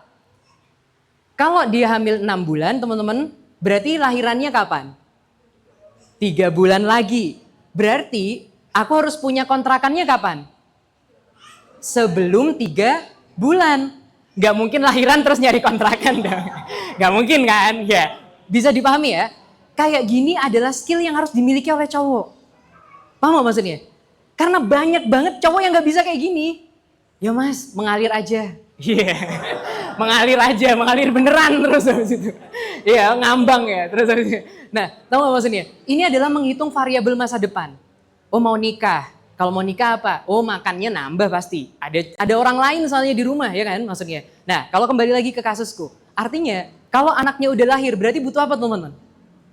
Butuh popok ya kan? Butuh kebutuhan buat bayi. Berarti artinya nggak bisa pakai patokan 2.900.000 dong. Berarti akhirnya mulai berubah nggak RAB keuangannya? Bener. Saat itu meskipun gajinya di saat ini bisa jadi cukup, tapi di masa depan bisa jadi tidak cukup. Berarti aksinya nanti di masa depan atau sekarang? Cakep, sekarang. Maka jangan kayak Ardi, jangan kayak Danang juga. Nunggu apinya membesar dulu, baru bingung, baru beraksi. Tapi akhirnya kita planning dari sekarang. Next. Plan keuangan. Apa yang harus dilakukan? Berarti 2. Kalau ternyata udah pada level kurang nih. Wah ini nggak cukup di masa depan nih. Nggak cukup di masa depan. Apa yang harus dilakukan? 2. 1. Menekan pengeluaran. Caranya apa? Menghilangkan kemewahan. Oke lah. Healingnya kalau 4 kali 1 bulan, bolehlah 2 kali. Paham maksudnya? Bolehlah 2 kali aja. Atau bolehlah 1 kali deh. Tapi tetap ada healingnya, boleh sesekali. Menghilangkan kemewahannya. Kalau biasanya harus naik Grab, ayolah coba naik motor aja. Misal kayak gitu, kalau bisa diusahakan. Sehingga akhirnya biaya Grab-nya atau biaya Gojek-nya bisa dialokasikan buat yang lain. Misal kayak gitu. Dapat dipahami ya teman-teman semuanya? Nah, di sini menghilangkan kemewahan tapi harus mempertahankan kelayakan. Aku pernah ngobrol sama adikku, bilang gini, kamu yakin sama cowok ini? Yakin bang? gajinya berapa? Aku nggak ngejudge gaji seseorang, paham gak maksudnya? Waktu itu dia bilang, 1,3 bang. Aku diem. Terus aku tanya, cukup nggak? Cukup bang. Kok bisa cukup? Gimana ngitungnya? Makan sehari berapa? Insya Allah 7.000 bang. Kok bisa 7.000? Insya Allah aku cukup tempe 5.000 bang. Paham gak maksudnya? Saat itu waktu itu aku bilang, Dek, sesekali makan tempe 5.000 itu kamu mungkin masih mampu, paham gak maksudnya? Tapi ketika sepanjang kamu nikah, dia ngasih kamu tempe 5.000. Kebayang gak maksudnya? Kebayang gak? Tapi tahu gak teman-teman, kalau yang seperti ini itu banyak. Banyak. Ada yang tahu Gen Z nikah terus nangis karena berasnya habis? Ya, bukan masalah Gen Z-nya teman-teman. Karena milenial pun ada yang seperti itu. Ya, milenial pun ada yang seperti itu. Tapi artinya apa? Artinya begitu banyak orang yang akhirnya tidak melakukan planning keuangan. Nah, dan ini adalah kesepakatan bersama. Buat mas-mas, bisa jadi kamu kuat makan geprek sai tiap hari. Misal ya, misal. Atau sabana atau apapun itulah ya. Aku nggak mau promosi. Tapi bukan berarti pasanganmu juga kuat. Paham maksudnya? Maka saat itu, ketika ngomongin masalah menekan pengeluaran, gak boleh satu sisi. Harus dua sisi. Kalau nanti kamu udah nikah, maka harus diobrolin bareng. Sayang, kita harus nabung. Please ciloknya jangan dulu. Please ciloknya dihapus dulu. Macanya 2 kali sebulan aja ya. Jangan sebelaknya tolong jangan setiap kali bad mood gitu. Boleh lah setiap kali bad mood, tapi bad moodnya aja yang dikurangin, paham gak sih maksudnya? Jangan tiap hari bad mood maksudnya, harus disebelakin mulu. Nah, artinya harus komunikasi 2 arah. Harus komunikasi 2 arah. Bisa dipahami ya? Sehingga akhirnya tidak zalim terhadap satu sama lain. Yang kedua, kalau udah nggak bisa nih, udah ini udah bare minimum pengeluaran kita. Tapi memang tetap gede. Terus apa yang harus dilakukan? Ya menambah pemasukan. Yang paling sering dilupakan adalah seseorang ketika bekerja, dia berhenti berinvestasi kepada kepalanya. Karena seluruh investasinya masuk ke perutnya, termasuk saya. Ya, jadi sebelum menikah, teman-teman, aku paling bangga kalau lihat perutnya. Karena rata, bukan karena six pack ya teman-teman. Karena seluruh teman-temanku nggak ada yang perutnya rata. Tahu nggak? Tapi setelah menikah aku tahu kenapa begitu berat untuk menurunkan berat badan. Ya, karena setelah menikah aktivitas jadi semakin sedikit ya, nggak sebanyak yang sebelum-sebelumnya. Teman-teman semuanya lebih banyak mager di rumah. Itu yang bikin akhirnya metabolisme rendah, aktivitas rendah, itu yang akhirnya bikin tubuh melambung. Nah, jadi yang paling penting adalah investasi kepala. Sisakan uang teman-teman, gaji teman-teman, meskipun seimut apapun itu untuk investasi kepala.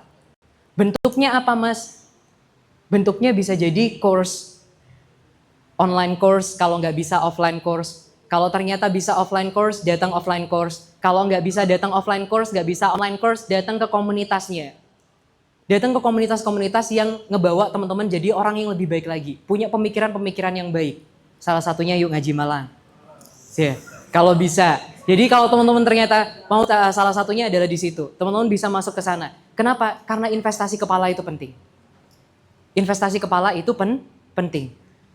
Kayak aku tadi bilang, betapa banyak orang yang lulus SMK, dia ngerasa gajinya udah tinggi, dia ngerasa cukup untuk tidak berkembang lagi. Padahal ini bukan tentang gaji aja teman-teman. Tapi gimana caranya agar kita tidak berhenti belajar. Maka yang paling penting adalah investasi yang kepala. Jadi kepala ke atas ya, dari perut ke atas. Nah, selanjutnya bertanggung jawab atas pilihan. No pain, no gain. Artinya apa? Kayak tadi aku bilang, kalau kamu tahu, kamu harus nambah pemasukan, dan kamu memilih untuk itu, artinya kamu harus siap untuk capek.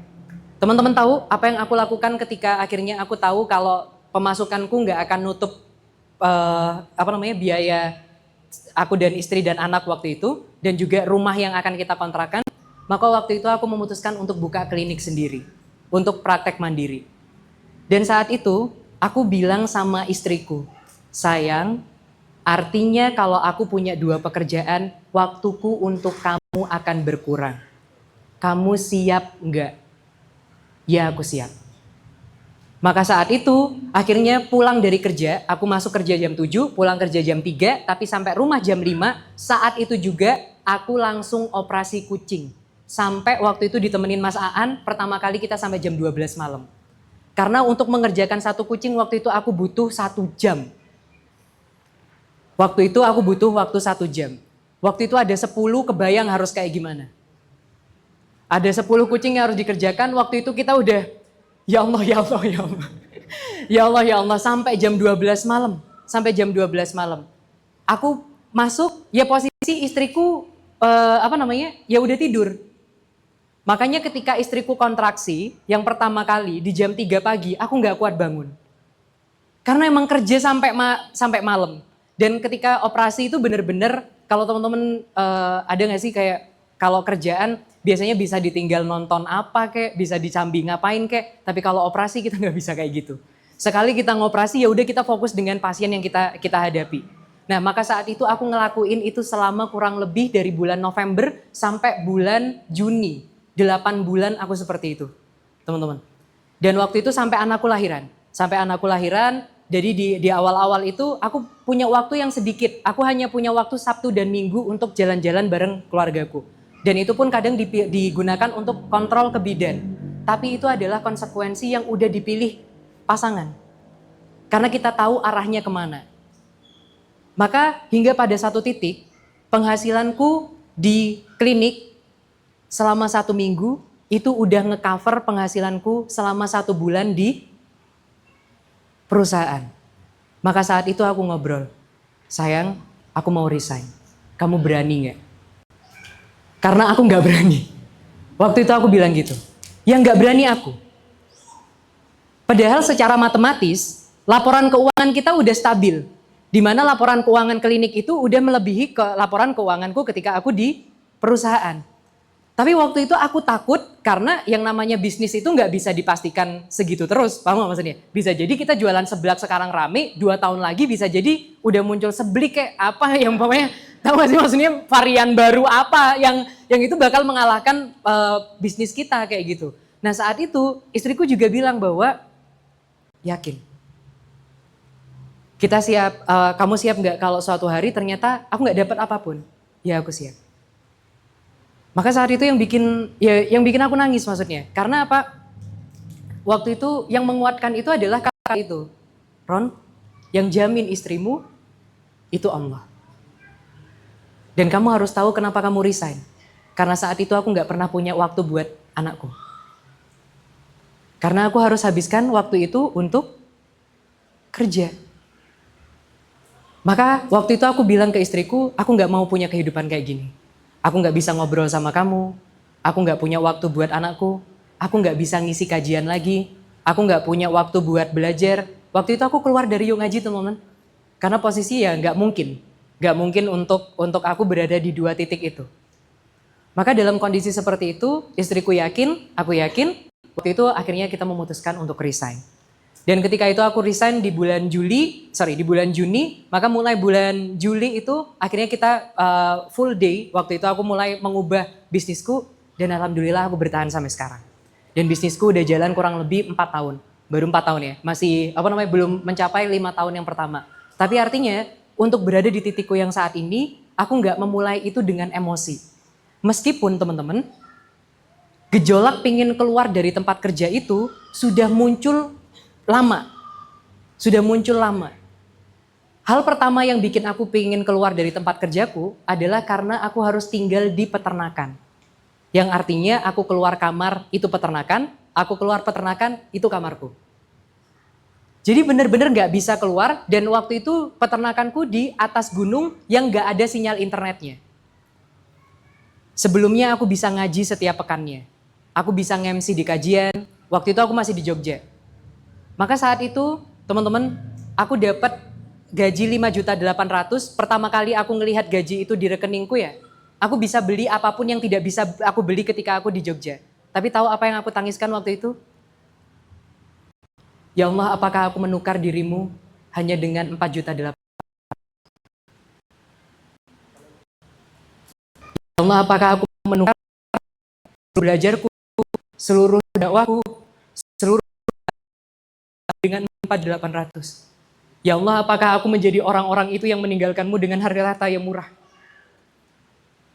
Maka saat itu aku nangis meskipun uangku banyak. Waktu itu aku ngerasa 5.800.000 itu adalah uang yang banyak.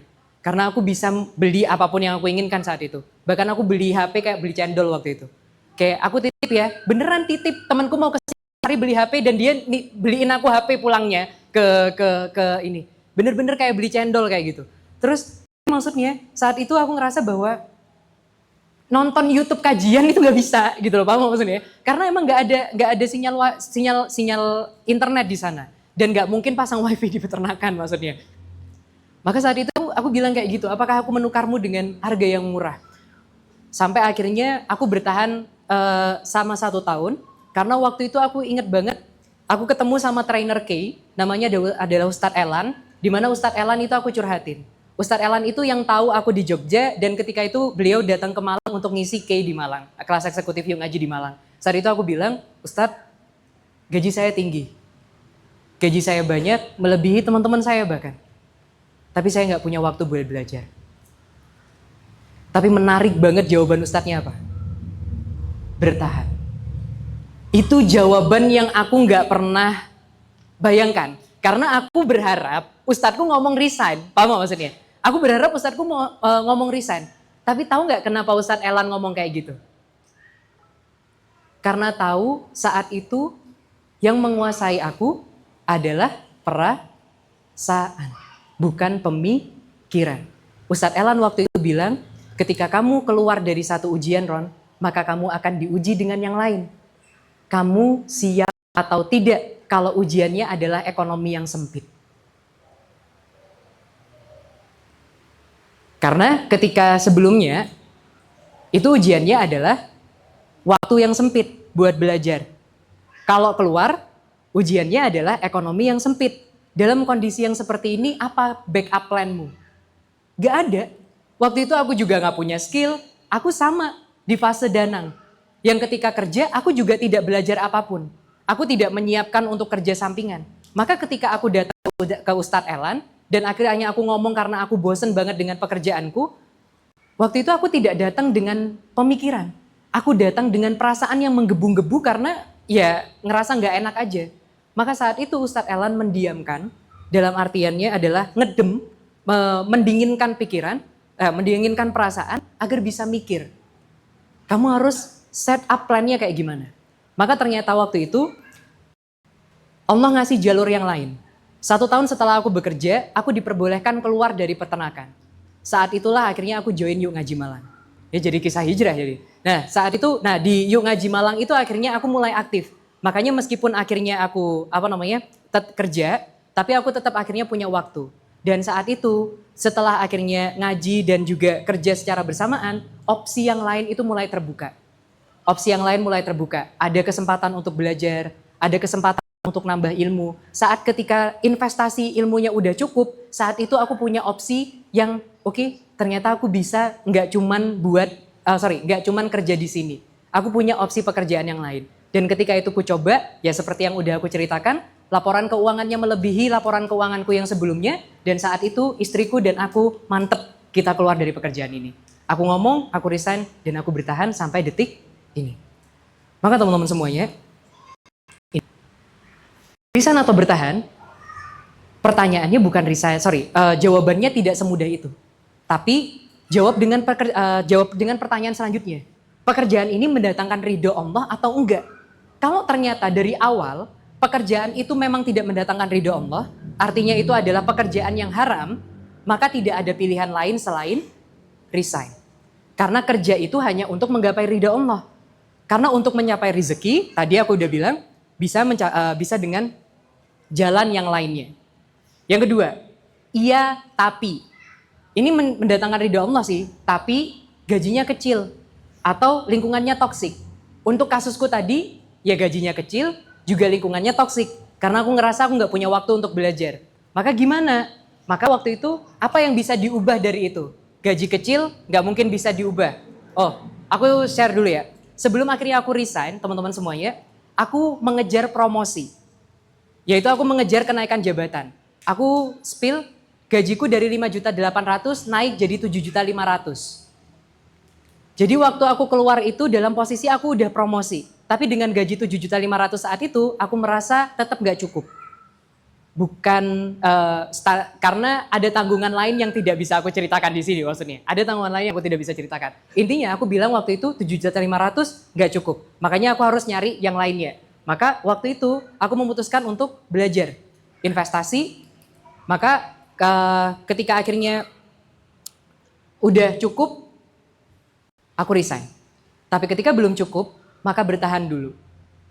Kalau pekerjaan itu bisa mendatangkan ridho Allah ya. Tapi kalau pekerjaan itu udah haram dari awal, ya nggak bisa. Memang harus resign dalam tanda kutip. Bahkan, cuman ada pendapat lain. Salah satunya kalau nggak salah Ustadz Adi Hidayat terkait bekerja di tempat riba.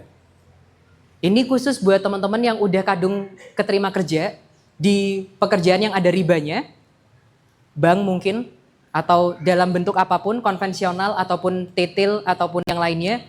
Maka dalam kondisi seperti ini, ada salah satu ustadz yang berkata bahwa boleh disiapkan dulu sampai matang, baru resign.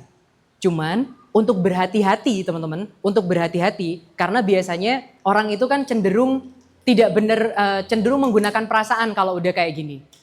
Berapa ya tabungannya yang cukup kira-kira kalau resign? 5 juta kayaknya kurang deh, 10 juta kayaknya kurang deh.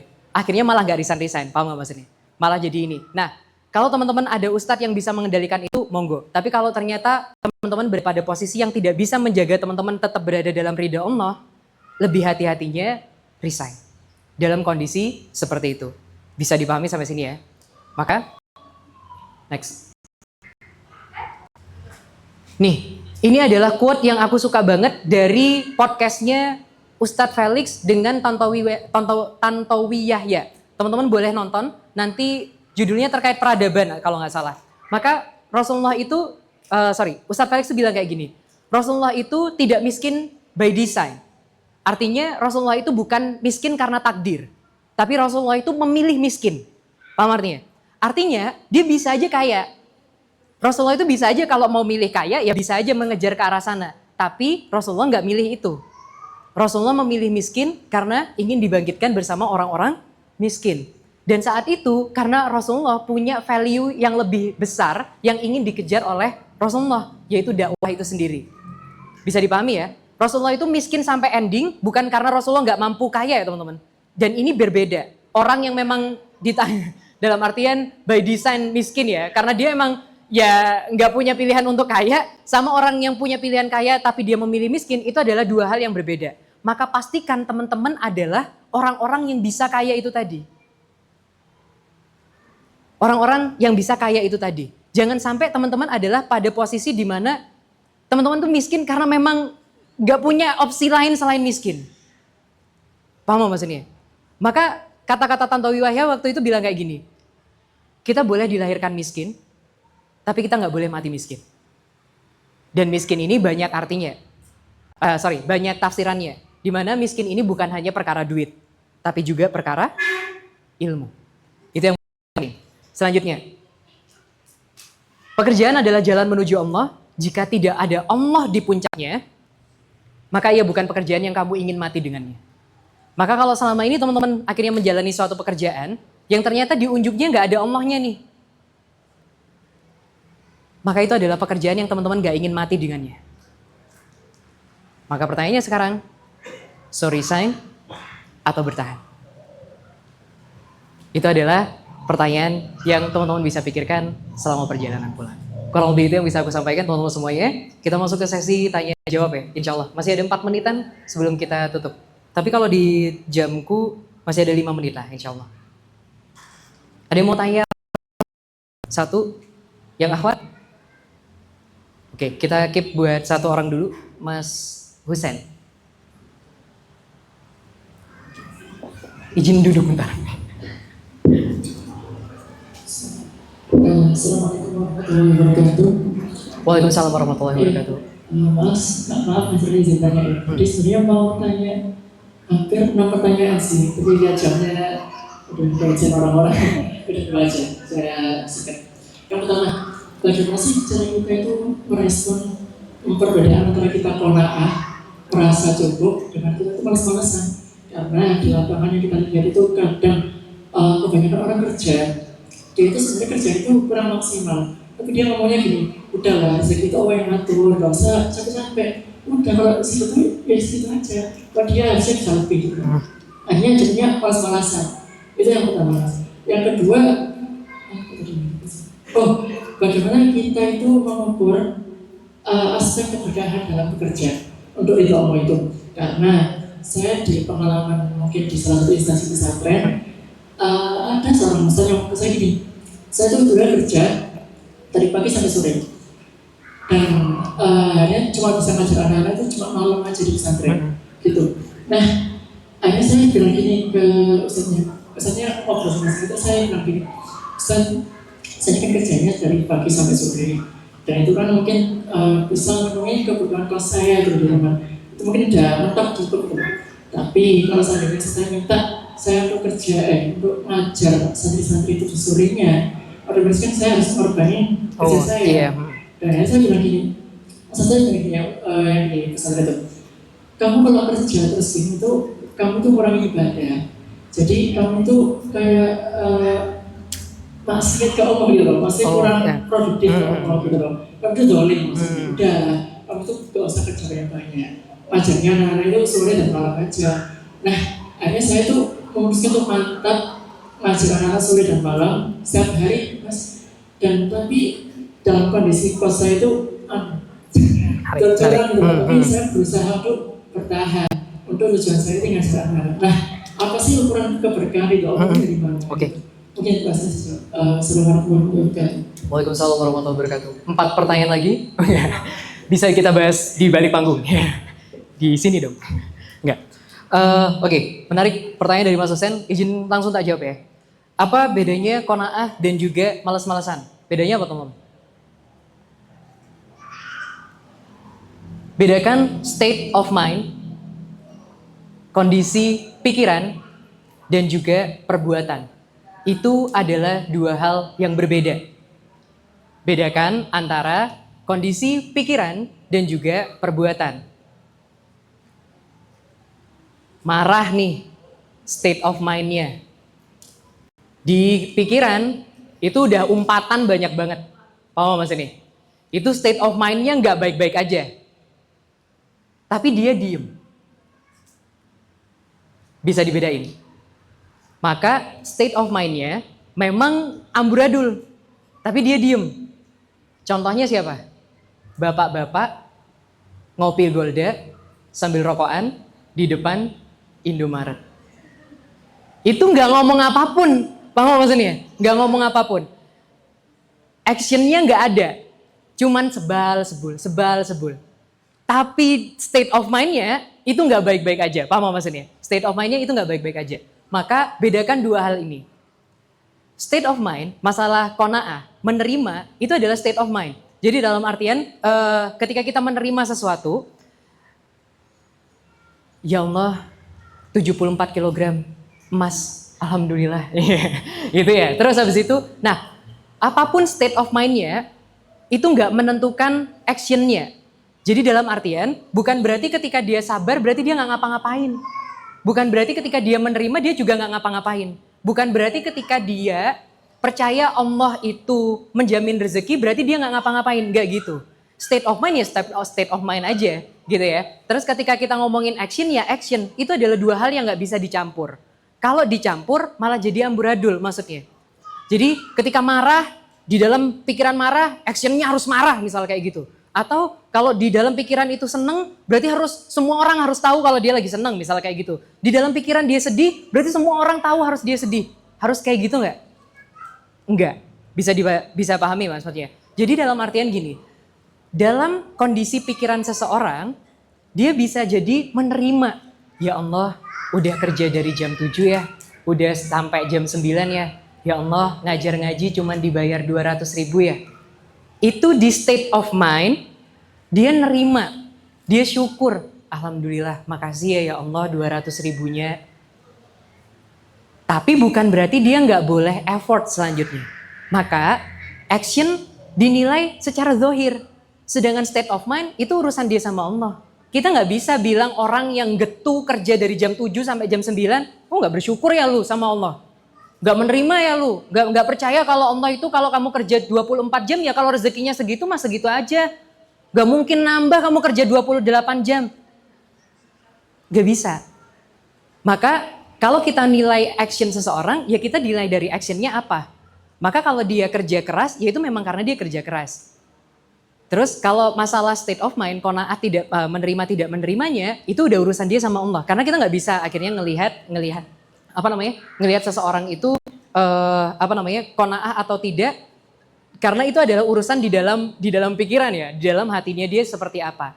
Dan akhirnya yang pada endingnya dinilai sama Allah dalam tanda kutip itu adalah action dia kayak gimana. Dan juga gini, aku mengartikan sabar dan juga syukur itu adalah respon aktif.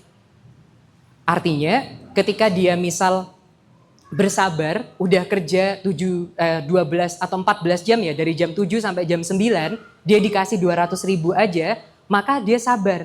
Tapi karena sabar itu apa? Satu, dia mencegah mulutnya untuk tidak mencela apa yang udah dia dapat.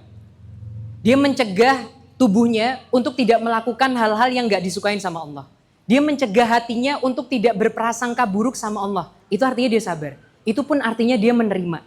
Tapi bukan berarti, action selanjutnya adalah melakukan yang terbaik untuk dapetin dengan cara yang lainnya. Jadi itu harus dibedakan. Maka kalau ada orang yang bilang udahlah nggak perlu ngapa-ngapain dan bla bla bla. Nggak perlu ngapa-ngapain itu state of mind atau action. Action kan? Maka dalam kondisi action nggak bisa, ya harus ngapa-ngapain. Karena ngapa-ngapain itu memang sesuatu yang bisa kita usahakan. Kayak gitu. Sedangkan dan ketika kita ngapa-ngapain bukan berarti kita nggak bisa menerima pemberian Allah. Tapi itu adalah tanda kita bersyukur dengan aktif. Itu adalah tanda kita bersabar dengan aktif. Itu adalah tanda kita menerima dengan aktif. Itu yang pertama, qanaah dan juga malas-malasan bedanya apa? Yang dilihat kalau masalah hati yaitu urusan dia sama Allah, tapi kita menilainya berdasarkan zahirnya.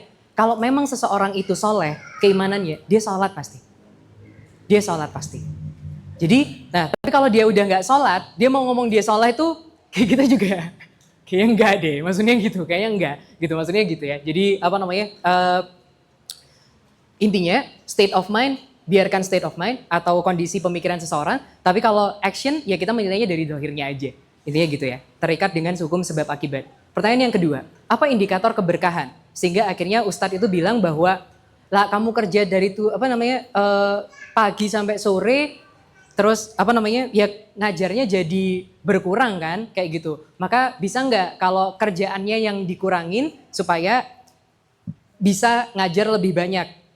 Dan juga akhirnya dalam konsekuensinya cost-nya jadi biasa-biasa aja karena nggak bisa ngekos di tempat yang mewah lah dalam tanda kutip kayak gitu ya, atau nggak mewah lah, yang lebih bagus daripada yang ini. Maka satu gini, kalau kamu nyaman dengan itu, it's okay, fine, it's fine, kayak gitu. Selama itu tidak mendolimi, artinya bukan kos yang dindingnya lembab, yang ngerompal batanya kayak gitu, dalam kondisi yang sampai mengganggu kesehatan fisik. Karena tidur dalam kondisi seperti itu, ya konsekuensinya infeksi paru-paru sih. Kayak itu kan bahaya ya maksudnya. Nah, tapi kalau cuman masalah bocor, terus abis itu bocornya itu masih bisa diatasi kayak gitu, ya itu artinya ya kamu nggak apa-apa kayak gitu. Dalam kondisi memang masnya nggak apa-apa. Maksudnya memang masnya nggak apa-apa. Tapi kalau sampai tidak bisa bayar kos, itu nggak bisa. Paham maksudnya? Karena apa? Karena gini teman-teman semuanya. Ada yang bagus itu adalah kalau teman-teman nonton salah satu postingan dari Yuk Ngaji TV, yang di situ ada Ustadz Felix. Ustadz Felix bilang kayak gini, belajar tahu diri. Orang-orang yang berdakwah adalah orang-orang yang harus selesai dengan dirinya.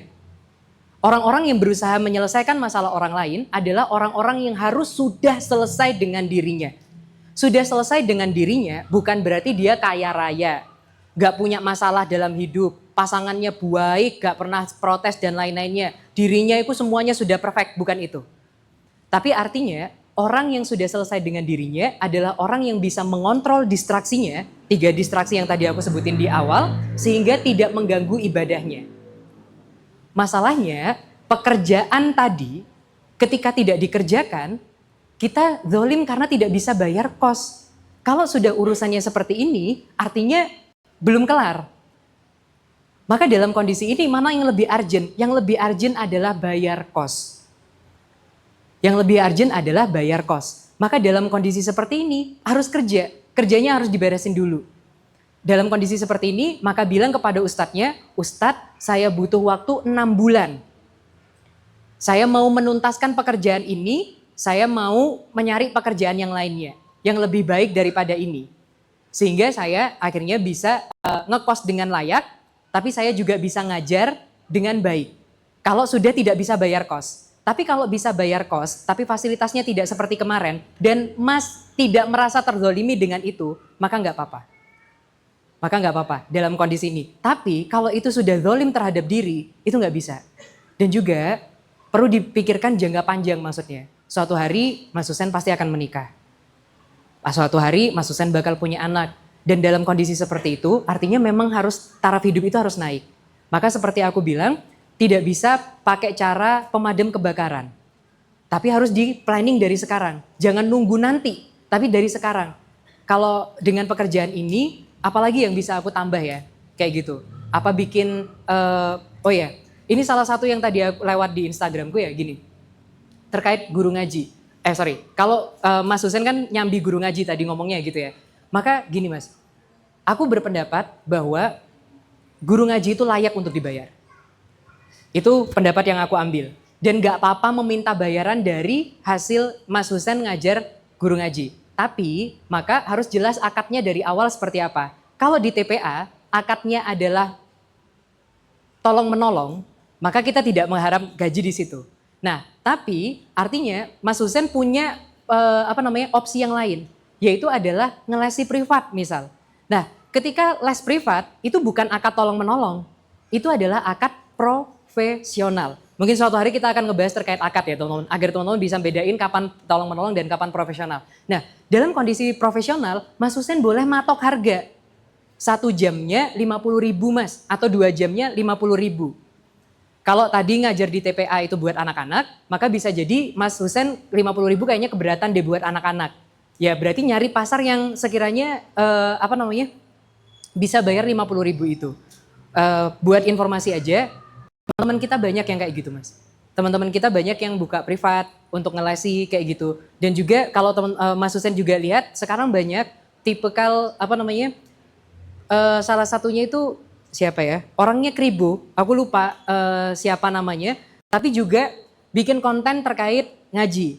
Dan di situ dia bikin buka kelas ngaji dan dia bisa dapat uang lebih banyak di situ. Bukan lebih banyak, dibayar dengan profesional di situ. Maka ini yang harus dibedakan. Gitu ya. Maka kembali ke pertanyaan, apa tanda keberkahan? Berkah itu adalah ziyadatul khair. Artinya adalah dipermudahkannya kita melakukan kebaikan selanjutnya. Maka ketika akhirnya Mas Husen melakukan itu, dan kehidupan Mas Husen itu dimudahkan terus sama Allah, maka insya Allah itu adalah berkah. Salah satu contohnya, jangan, itu self claim ya, karena aku belum mati ya. Jangan kisahku kalau yang ini. Ustadz Pagu, ini salah satu ustadzku, beliau punya anak 7. 6 apa 7 ya? 6. Beliau adalah guru sirahku yang ngajarin aku sirah Nabi dari Nabi Adam sampai Nabi Muhammad ya. Nah, beliau itu dalam kondisi anak 6, tidak punya pekerjaan tetap, dia kerjanya hanya bercerita terkait kisah Nabi. Hingga suatu hari dia diundang di salah satu pondok pesantren ya Mas ya. Yang artinya meskipun dia dengan gajinya di situ, dia bisa mencukupi seluruh anak-anaknya.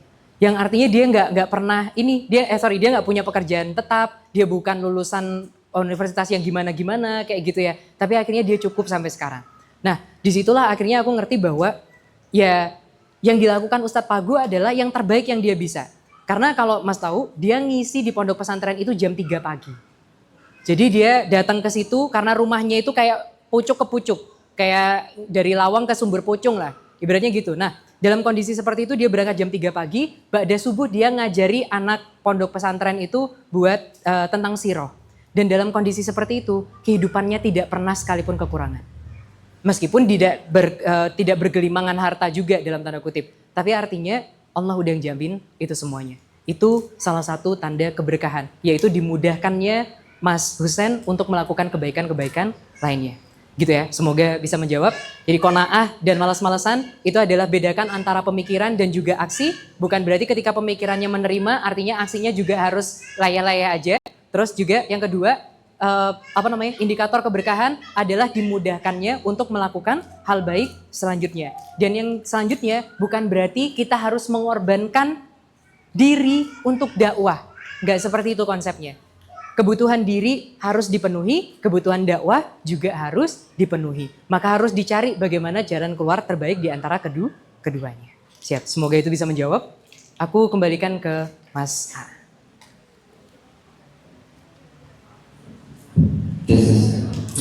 Oke, cukup ya. 4 pertanyaan sisanya. Bisa ngobrol sih. Atau bisa WA. Apa? Ada, bener. Oh iya sih. Kok aku lupa sih. Itu masih bahas terkait tentang pekerjaan dan juga Bener. finansial ya. Siap. Teman-teman tahu nggak? Acara ini tuh dibuat khusus karena kita tahu gini. Ternyata cowok itu juga menyimpan kata-kata yang dia nggak bisa ungkapkan kepada orang-orang. Dan juga dia butuh tempat untuk ngeluarin itu. Nah, maka dari itu akhirnya insya Allah kita bakal bikin apa Mas? Minggu depan? Bikin acara. Acaranya namanya Teras, teman-teman. Itu adalah tempat kumpulnya para cowok-cowok. Di situ kita bakal diskusi, insya Allah judulnya, insya Allah temanya adalah terkait budak bisnis versus budak korporat. Pematerinya ada di belakang, teman-teman.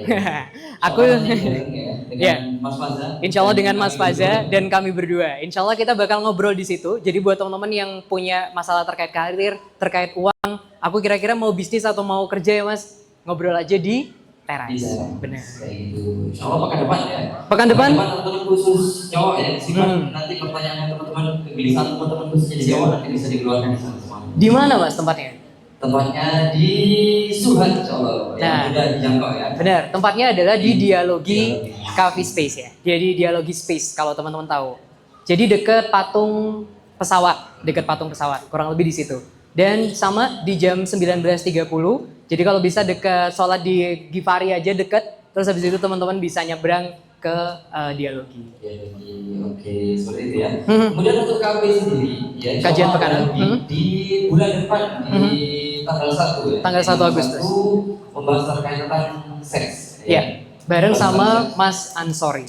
Dengan Mas Ansori, Ya. ya, kayak gitu. Oke, terima kasih Mas Ansori. Oh, Mas Ansori. Saya tadi Kebayang. Mas Ansori, Mas Roni, karena dua orang ini adalah dua orang yang pengaruh dalam kehidupan itu. Awal hijrah saya didampingi sama Mas Ansori. Siapa?